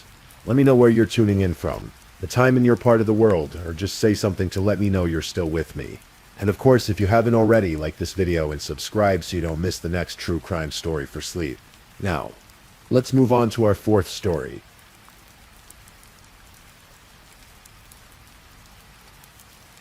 Story 4. Tonight, we're going to explore a case that reminds us how the search for connection in our modern world can sometimes lead down unexpected paths. This is the story of Nikki McFadder. a young woman whose life was cut short in the spring of 2009. Let your breathing slow. This story unfolds at a gentle pace. We'll move through the details of what happened on those fateful days in May. Charlotte, North Carolina, in the late 2000s was a city of constant motion. At Charlotte Douglas International Airport, thousands of travelers passed through the terminals each day, their journeys facilitated by the airline employees working behind the ticket counters. Among these workers was Nikki McFadder. She was 30 years old in 2009, a woman who had always known what she wanted from life and how to pursue it. Those who knew her described her as goal-oriented, someone who moved through the world with purpose and determination. Nikki's journey had begun in September of 1978. After graduating from high school, she made a choice that would shape her early adult years. She joined the United States Navy, following a path of service that took her away from civilian life and into the structured world of military duty. It was a significant commitment, one that spoke to her character and her willingness to challenge herself. When her time in the Navy came to an end, Nikki returned to civilian life with that same sense of direction. She found work with U.S. Airways as a ticketing agent at Charlotte Douglas International Airport. It was steady work, professional work, the kind of position where she could interact with people from all walks of life as they passed through the airport on their way to destinations unknown. But Nikki wasn't all business. According to her older sister, LaToya, who lived outside of Raleigh, Nikki had an adventurous spirit. She loved skydiving. Imagine that for a moment. The thrill of stepping out into open air, the rush of freefall, the controlled descent back to Earth. It was the kind of hobby that suggested someone who wasn't afraid of taking chances, who understood both risk and the importance of preparation. Yet, for all her accomplishments, Nikki found herself single and searching. In 2009, that search increasingly took place online, where dating websites promised to help people find connection in an increasingly digital world. It was through one such site called tag.com that Nikki's path would intersect with a man who would forever alter the course of her life. His name was Theodore Roosevelt Manning IV. Those who knew him called him Teddy. Like Nikki, he was 30 years old. Like Nikki, he was a veteran, having served in the United States Air Force before transitioning to civilian work. He held a job at a power plant in Columbia, South Carolina, about 90 miles south of Charlotte. On paper, on a dating website profile, Teddy Manning might have seemed like a reasonable match. Similar age, military background, employed, the kind of basic compatibility that dating algorithms are designed to identify. The profiles on dating websites, as we know, tell only part of the story. They show us what someone wants us to see, the curated version of themselves they present to the world. The reality is often more complicated. Teddy Manning was charming. He was, by accounts, handsome and soft-spoken, but he was also someone with secrets, with complexities that wouldn't be immediately apparent to someone scrolling through his profile photos and reading his carefully crafted bio. Nikki and Teddy began talking online in February of 2009. Eventually, their communication moved from the digital realm to the physical world. They began dating. Since Teddy lived in Columbia and Nikki lived in Charlotte, it fell to Nikki to make the drive south on weekends when she wanted to see him. 90 miles each way. Not an impossible distance, but not insignificant either. For about 3 months, this pattern continued. Nikki would make the drive to Columbia. They would spend time together. She would return to Charlotte to her job, her friends, her life. But as the weeks passed, Nikki began to notice things that troubled her. Teddy's behavior suggested that he wasn't interested in the kind of relationship Nikki was seeking. He wanted something casual, something without commitment. More concerning, it became clear that Nikki wasn't the only woman in his life. Teddy was dating multiple women simultaneously. He would later admit to investigators that he was involved with 6 different women at the same time. For Nikki, who had been searching for genuine connection, this was disappointing. She had invested time and emotional energy into this relationship, making those drives back and forth, hoping for something more substantial to develop. But Teddy's actions made it clear that he had different intentions. By early May of 2009, Nikki had reached a decision. She confided in her sister LaToya that she was planning to end the relationship. But there was a practical matter to address first. She had given Teddy some of her jewelry to have repaired, and she wanted it back before severing ties completely. On May 6th, 2009, Nikki made what would be her final drive to Colombia. The morning of May 6th began ordinarily enough for Nikki McFadder. She got into her black 2003 Honda Accord, the one with the North Carolina license plate that read Fadder, a personalized touch that made her car distinctive and easy to identify. She drove south from Charlotte toward Columbia, retracing the familiar route she had traveled many times over the previous 3 months. The drive would have taken her about 90 minutes, depending on traffic. Interstate 77, cutting south through the Carolinas. Nikki arrived at Teddy Manning's home in Gadsden, a community in South Carolina, around 9 in the morning. His residence was on Bluff Road. According to what Teddy would later tell investigators, Nikki's purpose in coming was to have a conversation about their relationship. What exactly was said between them in those morning hours? We cannot know with complete certainty, but we know the general substance of the conversation. Nikki wanted more from the relationship. She wanted commitment, exclusivity, the things that people typically want when they're looking for a genuine partnership. Teddy, on the other hand, maintained that he only wanted something casual, that he wasn't interested in the kind of relationship Nikki was seeking. There was the matter of the jewelry as well. Nikki wanted it back. This was part of the reason for her visit, to collect her belongings and make a clean break. The conversation, by all accounts, became an argument. Emotions ran high, two people wanting fundamentally different things, realizing that there was no path forward that would satisfy them both. At some point around mid-morning, at approximately 11:45, Nikki used her phone to call friends back in Charlotte. She told them she needed gas to get back home. This detail is important. It tells us that at 11:45, Nikki was alive and planning to return to Charlotte. She was looking ahead to the drive home, but Nikki McFadder would never make that drive. What happened after that phone call is a matter of evidence, testimony, and conflicting accounts that would be scrutinized in a courtroom more than a year later. But the basic facts are undeniable. Theodore Manning shot Nikki McFadder in the back of the head in an upstairs room of his home. The fatal wound came from a bullet that entered her skull from behind, traveling forward and upward. This detail, the trajectory of the bullet, would become important later when investigators tried to reconcile Teddy's various explanations of what happened. According to what Teddy would eventually tell police, after changing his story multiple times, he and Nikki had gotten into a fight. He claimed that Nikki had found his handgun and picked it up, that he wrestled it away from her, that in the struggle the gun went off. But the physical evidence, the location of the wound, the trajectory of the bullet, didn't support this version of events. Eventually, after continued questioning, Teddy Manning admitted something different. He admitted that he had intentionally pulled the trigger, that he meant to kill Nikki McFadder. After shooting Nikki, Teddy Manning faced a choice. He could call the police, report what had happened, face the immediate consequences of his actions, or he could try to make the problem disappear. He chose the latter. Teddy picked up his phone and called someone, another woman in his life. Her name was Kendra Danette Goodman. She was 27 years old, a single mother of 2, and like Nikki, she was one of the women Teddy was seeing. In his world and the way he had structured his romantic life, women were fungible, interchangeable. They were people he kept in rotation, calling them when he wanted company, keeping them at arm's length emotionally. When Kendra arrived at Teddy's home on Bluff Road, she found him working on a black Honda. According to her later testimony, Teddy told her the car belonged to a friend and asked if she would follow him while he drove it, to return it to its owner, then give him a ride back home. It was a simple request, the kind of favor one might ask of an acquaintance. What Kendra claimed she didn't know, at least not at that moment, was that Nikki McFadder's body was in the trunk of that black Honda. They left Teddy's home with Teddy driving Nikki's car, and Kendra following behind in her gold Chevrolet Lumina. Their destination was a remote area in Fairfield County off Peach Road near Interstate 77. They pulled into the parking lot of a church. Calvary Church.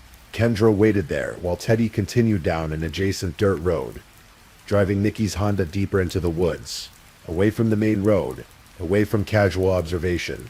When Teddy returned, he was on foot. He got into Kendra's car, and together they drove to a gas station on Bleederwood Road. There they purchased beer and gasoline. Then they returned to Peach Road, back to that church parking lot. This time Teddy got out of the car carrying the gas can. and Kendra's cigarette lighter. He walked away, back down that dirt road into the woods, where he had left Nikki's car. Kendra waited. Then she heard it. An explosion. The sound carried across the distance. It's unmistakable. When Teddy returned to her car, he smelled like gasoline. The scent would have been overwhelming, clinging to his clothes, his skin. What Kendra said she didn't realize at the time was that Teddy had just set fire to Nikki McFadder's car, with Nikki's body still inside the trunk. The explosion she heard was the culmination of his attempt to destroy evidence, to make Nikki disappear. But they weren't finished. Next came a stop at an ATM on Farrow Road. Using Nikki's debit card, they withdrew $500 from her bank account. Surveillance cameras at the ATM captured images of this transaction. The footage would later become a crucial piece of evidence. It showed a man using the card, and investigators would later determine that the car visible in the video, a gold Chevrolet Lumina, matched the description of Kendra's vehicle. After withdrawing the money, they returned to Teddy's home on Bluff Road. Kendra went to her own home. Teddy went to work at the power plant, as if it were a normal day. And according to what both would later admit to investigators, at some point that day after Nikki McFadder had been shot, after her body had been placed in her car, after that car had been set on fire, Teddy Manning and Kendra Goodman had sex. The following day, May 7th, Teddy and Kendra made another purchase together. They went to a Walmart and bought bleach. Then they set about trying to clean up the evidence of what had happened in that upstairs room at Teddy's house. Back in Charlotte, people were starting to worry. When Nikki didn't show up for her shift at the airport, it set off alarm bells. Nikki was reliable. She didn't miss work without explanation. Her sister LaToya, living outside Raleigh, grew increasingly concerned when she couldn't reach Nikki. Nikki had told her about the plan to drive to Columbia, to end things with Teddy, to get her jewelry back. But now she wasn't answering her phone. On May 11th, 5 days after Nikki had driven to Columbia, LaToya reported her sister missing to the Charlotte-Mecklenburg Police Department. Investigators immediately suspected that something was wrong. They knew Nikki had traveled to Columbia. They worried she hadn't made it back. The question was what had happened to her during that trip. The first place they needed to look was obvious. Nikki had told her sister she was going to see Teddy, so investigators made their way to Theodore Manning's home to question him. Initially, Teddy tried to downplay the relationship. He told investigators that he and Nikki were just friends with benefits. Nothing serious, nothing that would explain why she might have gone missing. He admitted she had visited him on May 6th, but said she left that afternoon and he hadn't heard from her since. But investigators were thorough. They checked bank records and discovered something interesting. On May 6th, Nikki's ATM card had been used at a location in South Carolina. Someone had withdrawn money from her account after she was last heard from. They obtained a search warrant for Teddy's home and executed it on May 22nd, more than 2 weeks after Nikki's disappearance. Inside, they found receipts. Receipts for cleaning supplies, including bleach, purchased on May 7th, the day after Nikki had gone missing. When asked about the bleach, Teddy said it was for a woman he knew. He gave them her name, Kendra Goodman. Investigators went to talk to Kendra, and they noticed something immediately. She drove a gold Chevrolet Lumina. It was the same type of vehicle that appeared in the surveillance footage from the ATM where Nikki's card had been used. At first, Kendra stuck to a story. She said the cleaning supplies were for her. She claimed she knew nothing about Nikki McFadder. But she also admitted that she had a casual relationship with Teddy, that she was another one of his friends with benefits. Investigators weren't convinced. They asked Kendra to take a polygraph test. She agreed, doing so without a lawyer present. The test indicated deception. When pressed harder, confronted with the inconsistencies in her account, Kendra's story began to change. She started talking, and what she told them led investigators to a remote wooded area off Peach Road in Fairfield County. On May 29, 2009, 3 weeks after Nikki McFadder had driven to Columbia to end her relationship with Teddy Manning, investigators found her car. It was in the woods, down a dirt road, exactly where Kendra had described. The black Honda Accord was completely burned. The fire had been so intense that the rims of the wheels had melted. The vehicle was barely recognizable. Inside the trunk, they found human remains, charred, skeletal remains that would later be identified through dental records as belonging to Nikki McFadder. The forensic examination revealed the cause of death. Nikki had been shot once in the back of the head. Bullet fragments recovered from her skull were consistent with a high-point .380 caliber handgun. This matched the type of gun that Theodore Manning had purchased. Within 30 minutes of finding the car and Nikki's remains, investigators obtained a warrant for Teddy Manning's arrest. They went to his home on Bluff Road and took him into custody at 7:04 p.m. on May 29th. The evidence against him was substantial. There was Nikki's blood on the wall of his bedroom. There were the surveillance images of him using her ATM card. There were the receipts for bleach purchased the day after the murder. There was Kendra's testimony about what had happened that day. There were his own statements to police, which had shifted and changed multiple times as investigators confronted him with evidence. Kendra Goodman was also arrested and charged as an accessory after the fact. Prosecutors believed she knew what Teddy had done and helped him cover it up, helping to clean the crime scene and dispose of evidence. The trial of Theodore Manning began in October of 2010, more than a year after Nikki's death. It took place at the Richland County Courthouse in Columbia. The prosecution's case was straightforward.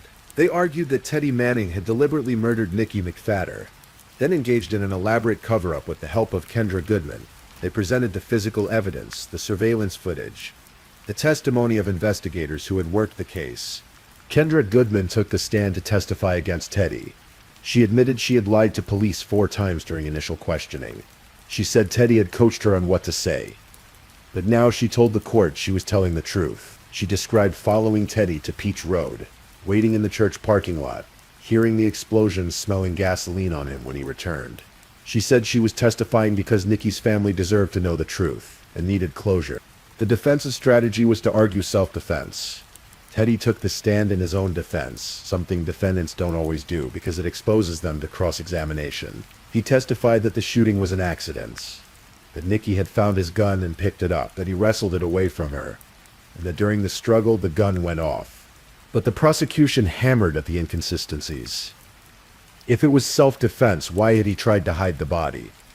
Why had he burned the car? Why had he used Nikki's ATM card? Why had he purchased bleach to clean up the crime scene? Why had he lied to investigators multiple times? And there was the physical evidence. The bullet wound in the back of Nikki's head, the trajectory of the bullet, traveling forward and upward. How did that match with Teddy's story of a struggle over the gun? The trial lasted into a second week. Witnesses testified. Evidence was presented. The jury heard recordings of Teddy's police interviews, listened to him change his story as investigators confronted him with facts. Finally, the case went to the jury. They had to decide, was this murder? Was it voluntary manslaughter? Or was it, as the defense claimed, self-defense? After deliberation, the jury returned with their verdict. They found Theodore Manning guilty of voluntary manslaughter. Not murder, as the prosecution had hoped. Not self-defense, as the defense had argued, but something in between. A finding that the killing had occurred in the heat of passion during a heated argument, but without the premeditation required for a murder conviction. The judge sentenced Teddy Manning to 30 years in prison, the maximum sentence for voluntary manslaughter. Kendra Goodman, who had cooperated with prosecutors and testified against Teddy, was found guilty of being an accessory after the fact. She served approximately 2 years in prison for Nikki McFadder's family and friends. The verdict was disappointing. They believed Teddy deserved to be convicted of murder, to face life in prison. 30 years seemed insufficient for what he had done. Theodore Manning is currently incarcerated at Lee Correctional Institution in Bishopville, South Carolina. According to prison records, he will be eligible for release in 2034, 25 years after Nikki McFadder's death. As for Kendra Goodman, after serving her brief sentence, she returned to civilian life. Her role in the case remains controversial. Some believe she was genuinely unaware of what Teddy had done until after the fact, that she was manipulated and frightened into helping him. Others believe her involvement was more knowing, more willing than she later claimed. What we do know is that Nikki McFadder's death revealed something troubling about Theodore Manning's past. During the trial, information emerged about his history. In August of 2008, about 10 months before he met Nikki, Manning had been charged with criminal domestic violence in the first degree. He had grabbed a 22-year-old woman he had been living with around the neck and choked her. This was the pattern of behavior that had existed before Nikki entered his life. A pattern of violence toward women. Nikki's sister Latoya and her friends, particularly a friend named Fran Eddings, worked hard to keep Nikki's memory alive and to make sure the facts of the case remained in the public eye. They wanted people to remember Nikki as more than just a victim. They wanted her remembered as the goal-oriented Navy veteran, the adventurous skydiver, the young woman working at the airport, trying to build a life for herself.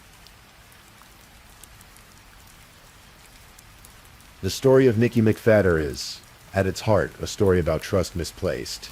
She met someone online who seemed at first glance like a potential partner, someone with a similar background, similar age, someone who had also served in the military and was building a civilian life.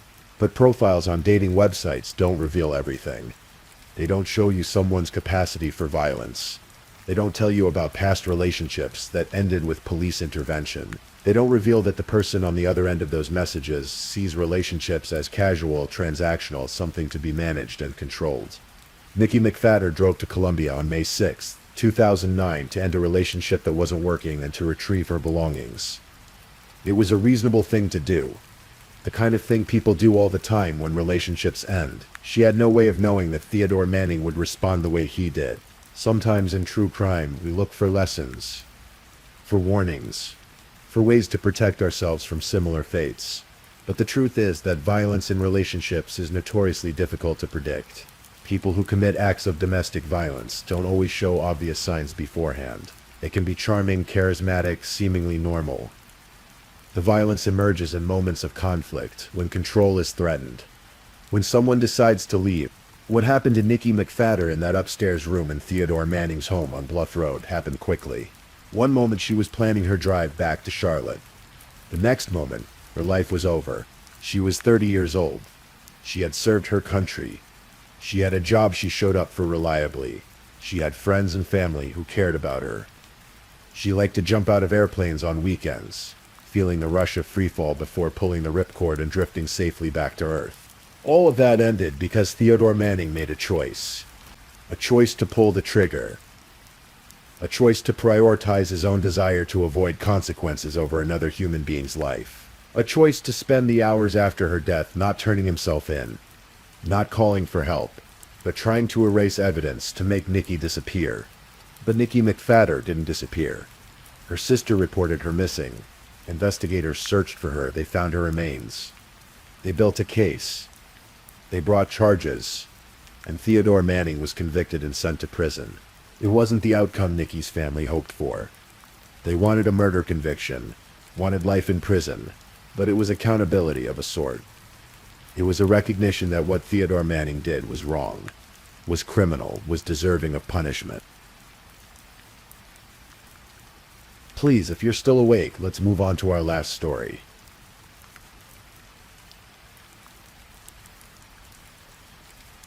Story 5. Tonight we journey together through a story that reminds us how precious life is, how fragile our moments can be. This is a story of a young woman full of promise, a family's unimaginable loss, and the long road to justice. The lights of Salt Lake City shimmer against the mountain darkness like stars that have fallen to earth. It's a city of contrasts. Ancient peaks watching over modern streets, desert heat giving way to alpine cold. On any given night, planes descend into the valley, carrying people home, carrying them to new beginnings, carrying them toward moments that will define the rest of their lives.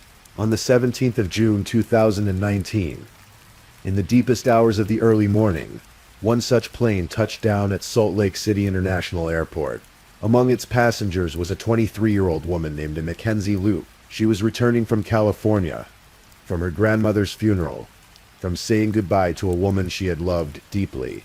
Mackenzie had no way of knowing that within hours, she herself would be gone, that her own family would soon be searching, hoping, praying for any sign of her, that her name would become known not for the life she lived, but for the way it ended. But before we arrive at that dark conclusion, let us begin where all stories must begin, at the beginning, with a girl who loved the ocean, with a young woman building a future with Mackenzie.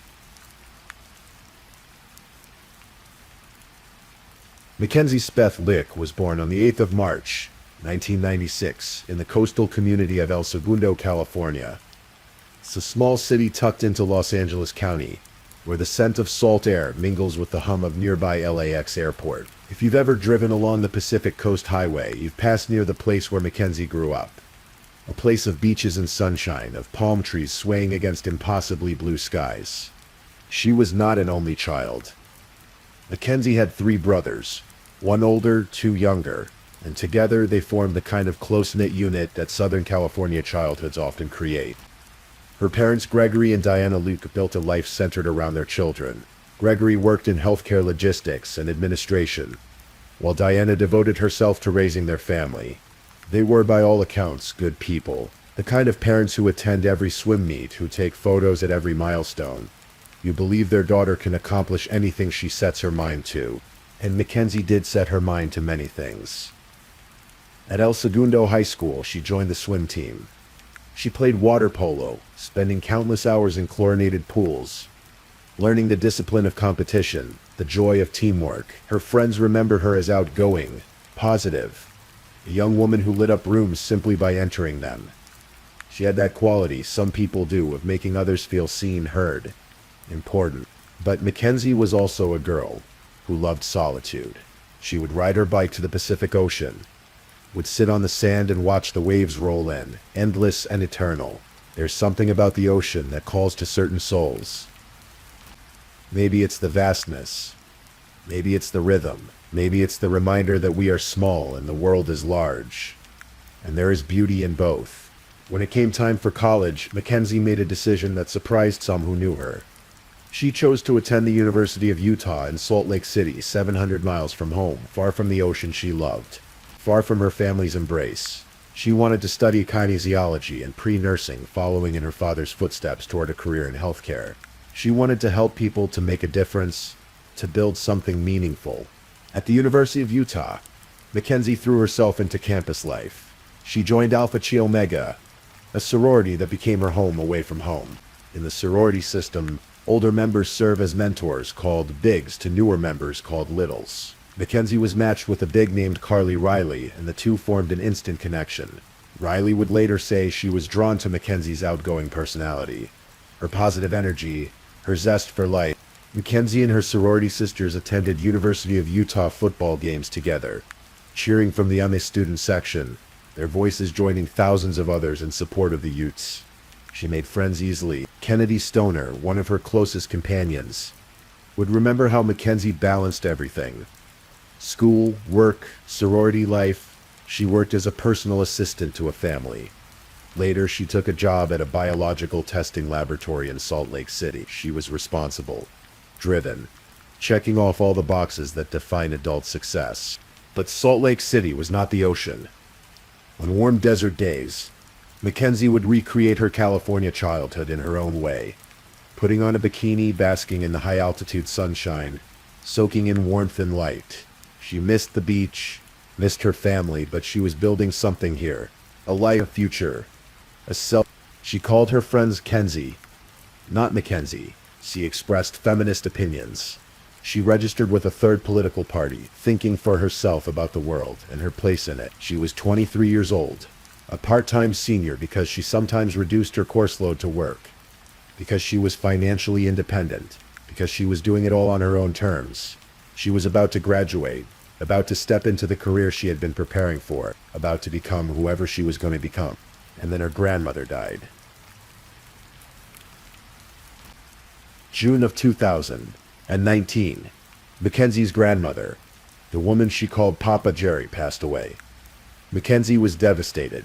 She had posted on social media about her grandmother being a hero to many, selfless and perfect, a woman Mackenzie never imagined losing. But heaven, she wrote, couldn't wait for her. Mackenzie flew home to California for the funeral. It's one of those weekends that exists outside of normal time. Grief has a way of bending hours, making minutes stretch and compress in equal measure.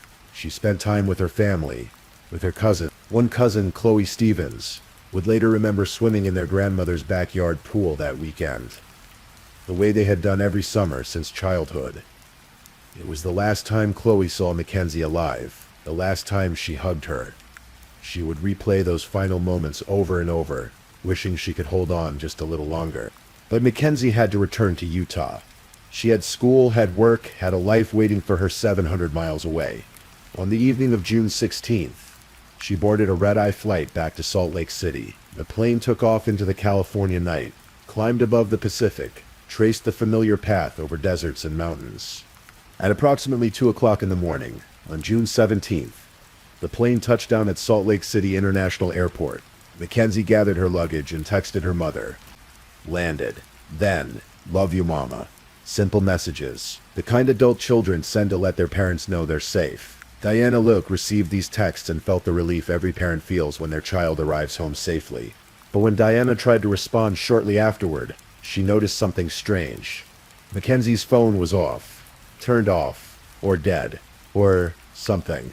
Diana tried not to worry. Kids forget to charge their phones. Kids fall asleep. There's always an explanation. Mackenzie exited the airport into the mountain darkness. She ordered a Lyft, a modern convenience that has replaced taxis in our phone-centered world. The driver accepted the ride, pulled up to the terminal, helped Mackenzie load her luggage. She gave him an address, Hatch Park in North Salt Lake. Now this is where the story takes its first strange turn. Hatch Park was not Mackenzie's home. It was not her apartment, not her sorority house, not anywhere she lived. It was a public park about 8 miles from where she was staying. At 3 o'clock in the morning, the Lyft driver would later tell police that during the ride, Mackenzie seemed normal, not distressed, not frightened. She told him she was meeting a friend. When they arrived at Hatch Park, a dark, empty space at that hour, just a parking lot and grass and trees, someone was waiting. The driver saw another car. He saw a person. He helped Mackenzie transfer her luggage from his vehicle to this other vehicle. Mackenzie didn't seem upset. She appeared to know this person. She got into their car willingly. The Lyft driver completed his ride, collected his fare, drove away into the night. He had no reason to think anything was wrong. People meet friends in strange places all the time. Who was he to judge? At 2:58 in the morning, Mackenzie sent a text from her phone. 1 minute later, at 2:59, her phone was turned off. It would never be turned on again. Gregory Luke tried to call his daughter the next day. No answer. He tried again. Voicemail. He sent texts. Nothing. This was unusual. Mackenzie was good about staying in touch with her parents. They had an understanding, the kind many families have. Check-ins, regular communication, the small threads that bind people across distance. When she didn't respond, Gregory felt a cold seed of worry plant itself in his chest. Diana tried too. More calls, more texts, all going into a void where their daughter used to be. They told themselves stories, the way we do when fear creeps in. Maybe her phone died. Maybe she lost her charger. Maybe she's just busy with classes, with work, with life. Young people get distracted. It doesn't mean something's wrong, but the hours became days.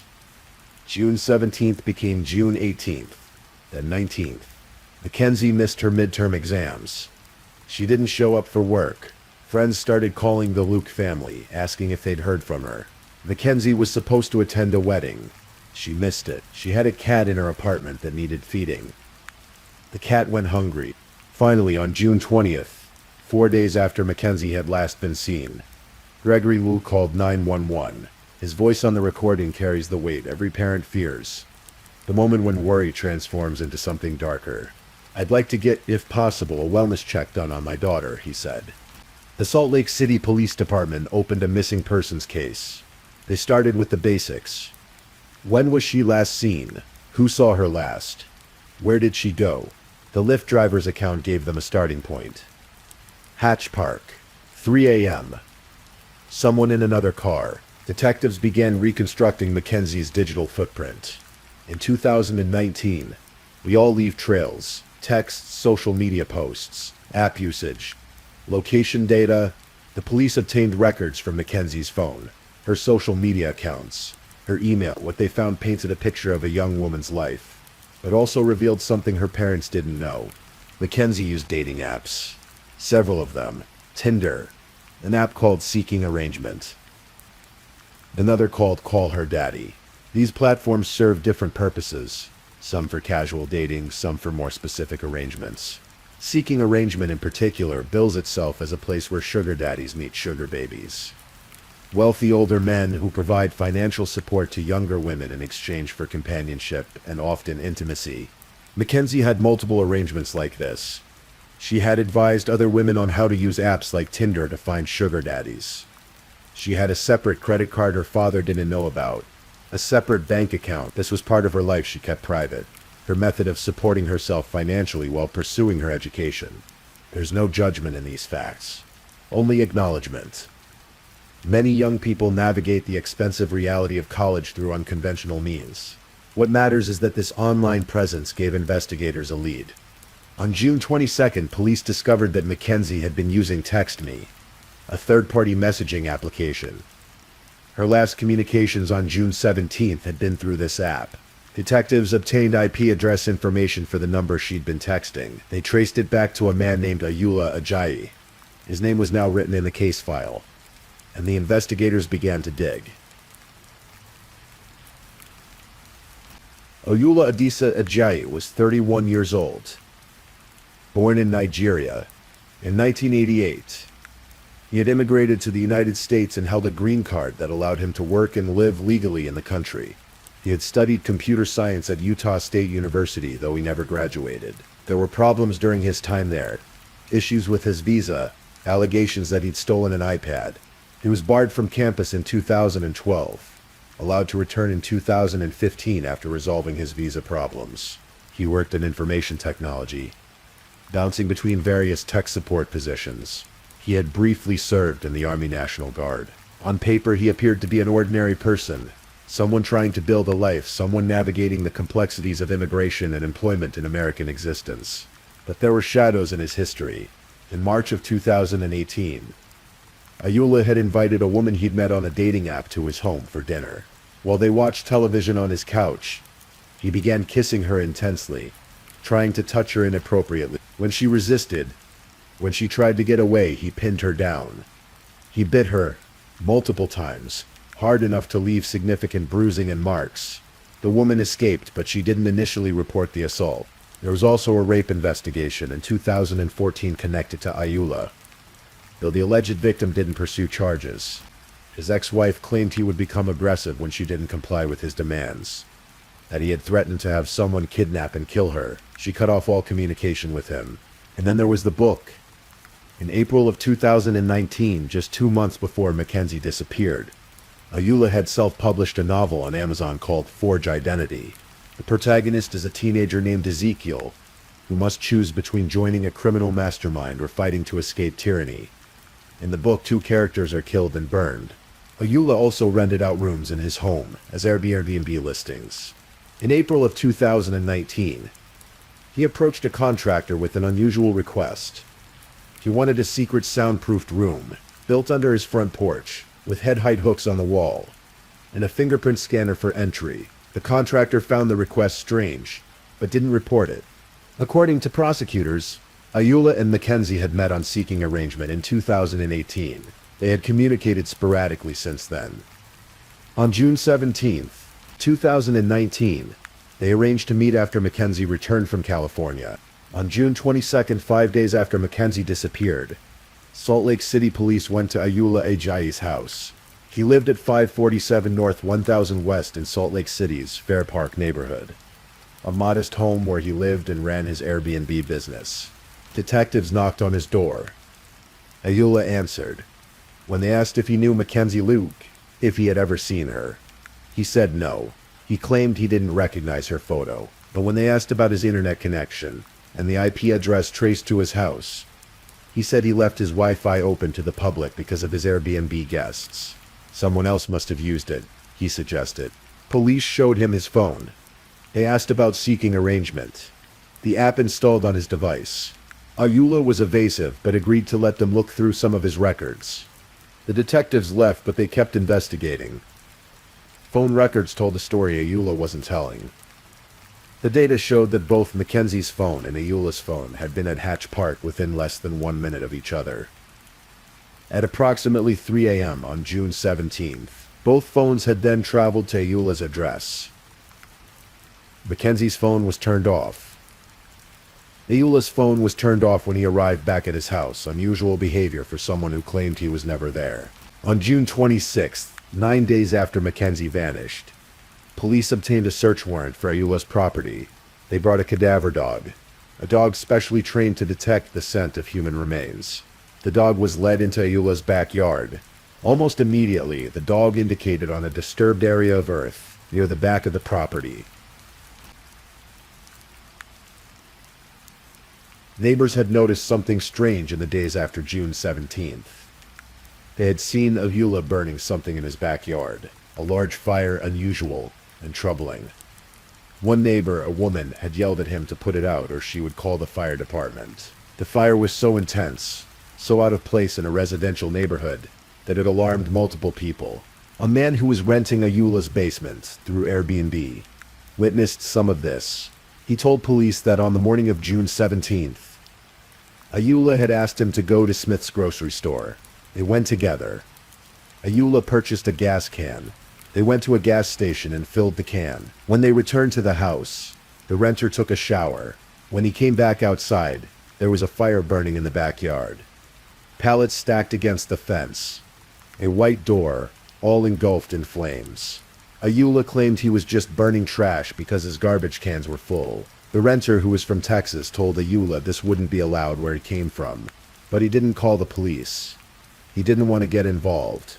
Now, with the search warrant, with the cadaver dog indicating on that spot in the backyard, investigators began to dig. They found human bone, charred muscular tissue, part of a scalp with hair still attached. A cell phone melted, destroyed, but identifiable. Personal items burned beyond recognition. DNA testing confirmed what the investigators already suspected in their hearts. These were Mackenzie Luke's remains. But this was only part of her. Where was the rest? On June 28th, 11 days after Mackenzie disappeared, police arrested Ayula Ajayi. He was charged with aggravated murder, aggravated kidnapping, obstruction of justice, and desecration of a human body. During subsequent interrogation at the police station, while his house was being searched, Ayula acted confused, distressed. He asked why he was being questioned. "This is terrible," he said. "I just want this to be over." When detectives pressed him, he began to hyperventilate. Medics were called to assess him, to help him control his breathing. He appeared cooperative, offering passwords to his phones and laptops, access to his security system, but he denied everything. He claimed he and Mackenzie had never met in person. He said it would be weird to meet at that time of night, that it wouldn't be safe for either of them. He suggested that maybe Mackenzie had stopped responding to his messages after he sent her a picture showing he was black, implying racial prejudice on her part, attempting to deflect blame. The security footage from his house told a different story. The system showed that on June 17th, in the hours before he left to meet Mackenzie at Hatch Park, Ayula had deliberately turned off his security cameras. He didn't want any video evidence of Mackenzie being at his house, and there was more to find. Ayula's phone records showed that after June 17th, his phone had pinged in Logan Canyon, a remote mountainous area 85 miles north of Salt Lake City. On July 3rd, nearly 2 weeks after Mackenzie was last seen alive, police searched Logan Canyon based on this phone data. In a shallow grave in a wooded area, covered with brush, they found the rest of Mackenzie Lewick. Her body was charred from fire. Her arms were bound behind her back with a zip tie and rope. She had suffered blunt force trauma to the left side of her skull, a hole where part of her skull and scalp were missing. An autopsy would later determine that this trauma caused brain hemorrhaging. She had also been strangled. The medical examiner concluded that Mackenzie died from the blunt force trauma and strangulation, but the precise sequence of events, what happened first, what happened last, only one person truly knew. For more than a year, the case moved through the criminal justice system. Ayula Ajayi was held without bail. Evidence was compiled. The prosecution prepared for trial, including the possibility of seeking the death penalty. More victims came forward. The woman he had assaulted in March 2018 finally reported what happened to her when she saw news coverage of Mackenzie's death. During the investigation, police also found child pornography on Ayula's computer. 19 images depicting children between the ages of 4 and 8. Additional charges were filed. Then in October of 2020, Ayula made a decision. Rather than face trial and the possibility of execution, he agreed to plead guilty. His defense attorney Neil Hamilton stood in court and spoke the words that gave Mackenzie's family some measure of truth, if not peace. Mr. Ajayi had decided that he would murder Miss Leek before the meeting took place. Hamilton said, the murder was planned, premeditated. Before Ayula ever left his house to meet Mackenzie at Hatch Park, he had already decided she would die. Hamilton explained what happened after Mackenzie got into Ayula's car at the park. They drove to his house in the Fair Park neighborhood. Once inside, Ayula tied Mackenzie's hands behind her back with zip ties and rope. He began to choke her with his hands. Mackenzie protested. She told him to stop. He didn't stop. He moved her onto her stomach and continued strangling her with a belt until she stopped moving, until she stopped breathing, until her heart stopped beating. Then he burned her body in his backyard. The fire his neighbors saw. The fire that had alarmed the Airbnb renter. The fire that consumed flesh and bone. He attempted to destroy the evidence of what he'd done. When that proved insufficient, when he realized the police were investigating, he moved what remained of Mackenzie's body to Logan Canyon, 85 miles away, and buried her in a shallow grave. Why? The district attorney said there was no clear motive, no profit motive, no obvious anger, nothing that made sense to ordinary minds trying to understand extraordinary evil.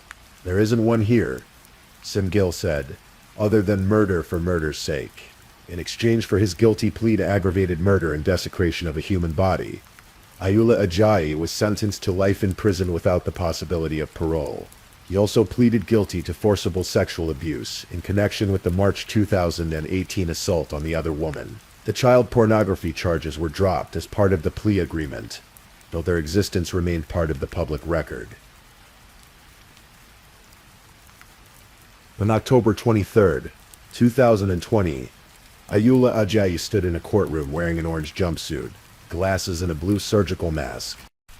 This was during the pandemic, when even grief and justice had to be conducted through barriers and distance. The courtroom was nearly empty due to COVID restrictions. Only Mackenzie's family, the attorneys, and the judge were allowed inside. Everyone else watched via live stream. Mackenzie's family took turns speaking. Their words carried the weight of 16 months of anguish, of questions without answers, of nights wondering if their daughter had suffered, if she had been afraid, if she had called out for them. Diana Luke, Mackenzie's mother, described her daughter as kind, loving, caring, a true spitfire. She said the sentence would not bring Mackenzie back, but she hoped it would keep Ayula out of the public eye, unable to commit these heinous crimes again. Gregory Lueck, Mackenzie's father, was angrier. He looked at the man who had murdered his only daughter and said he hoped Ayula would spend the rest of his life in isolation. He said he looked forward to the call from Utah officials informing him that Ayula had died. I can only hope that it will be a slow, painful death, Gregory said. He added that he had no compassion for Ayula because Ayula had shown no compassion toward Mackenzie. I'm not sure you even have anything to look forward to in the afterlife, he said. If you believe in that. The father spoke of what would never be. My daughter Mackenzie Luke was a sweet, amazing young lady with the world ahead of her. She was a kind-hearted person that cared about others. Now I will not have the opportunity to see her blossom in life. They would never see her graduate from college, never see her start her nursing career, never see her get married, never hold her children, never watch her become whoever she was supposed to become. All those possible futures, all those unlived moments gone, erased by one man's decision to take what was not his to take. Mackenzie's cousin, Carly Stevens, spoke through tears. This is a nightmare you can't wake up from. I will never be able to forgive what happened to her. I will never forgive the monster who took her life. Never in my life have I felt anger the way I have the last 16 months. Never have I been so fearful for my life, because I know how real evil is in this world. Another cousin, Chloe Stevens, remembered those last moments at their grandmother's pool. I replay those final moments together in my head over and over, stricken with grief that I cannot somehow keep her with us just a little bit longer. The pain of Kenzie's loss and the permanent fracture it has left in our family is indescribable. It haunts me daily that I was not able to protect her. But when it was his turn to speak, Ayula Ajay hung his head. His voice muffled by his mask, he said, "I'm sorry for what I did. I deserve what I'm going to get. I know this won't bring her back." District Attorney Simgil told the media afterward that he didn't believe the apology was genuine. The judge, Vernice Trees, sentenced Ayula to life in prison without parole for the murder, plus 1 to 5 years for desecrating Mackenzie's body, and 1 to 15 years for the sexual abuse of the other victim. She ordered the sentences to run consecutively, one after the other, which was largely symbolic given the life sentence, but she felt it important to acknowledge all of Ayula's victims, all of the harm he had caused. The Find Mackenzie Luke Gave Facebook page, which had drawn thousands of followers during the search, was eventually taken down. The posters that had been hung throughout Salt Lake City were removed. Life, as it does, moved forward for everyone except Mackenzie. Her sorority sisters graduated. They started careers, got married, had children, all the things Mackenzie would have done. They think of her, they remember. Her family continues on, carrying a wound that will never fully heal. Gregory and Diana Leok still live in El Segundo, California, in the house where Mackenzie grew up, where her childhood bedroom sits exactly as she left it. Parents should never have to bury their children. It violates the natural order of things, the way we expect life to unfold. Ayula Ajayi is incarcerated in the Utah State Prison, where he will remain until he dies. He is in his mid-30s as of this recording. Statistically, he could live another 40 or 50 years behind bars. Every morning when he wakes up, every night when he goes to sleep, he is there, and Mackenzie is gone. Sometimes people ask why these stories matter. Why revisit such darkness? Why speak of these things at all? Perhaps because remembering is a form of resistance against erasure. Mackenzie Leek was not just a victim. She was a daughter, a sister, a friend, a student, a coworker, a sorority sister. She loved the ocean. She played water polo. She was building a life, making choices, becoming herself. She deserved to live that life fully, to make mistakes and have triumphs, to grow old and look back on her youth, with wisdom and nostalgia. What was taken from her cannot be restored, but what remains, her story, her name, the love her family still carries, that cannot be taken. It endured. Rest softly now. Let the story settle in your mind like dust after a storm. Remember Mackenzie Leek. Remember that every life has value. Every person matters. Every moment is precious, because we never know which moment will be our last. The night is deep.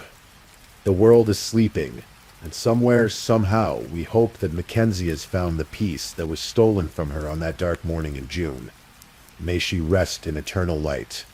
May her family find comfort in knowing she is remembered. May we all hold our loved ones a little closer. May we cherish the ordinary moments that constitute a life. Thank you for listening to tonight's true crime story. Rest peacefully knowing that another story awaits you next time, ready to accompany you on another journey toward restorative sleep. But if you're still awake, don't forget to like and subscribe so you don't miss our next true crime stories. And until next time, stay safe and take care. Good night.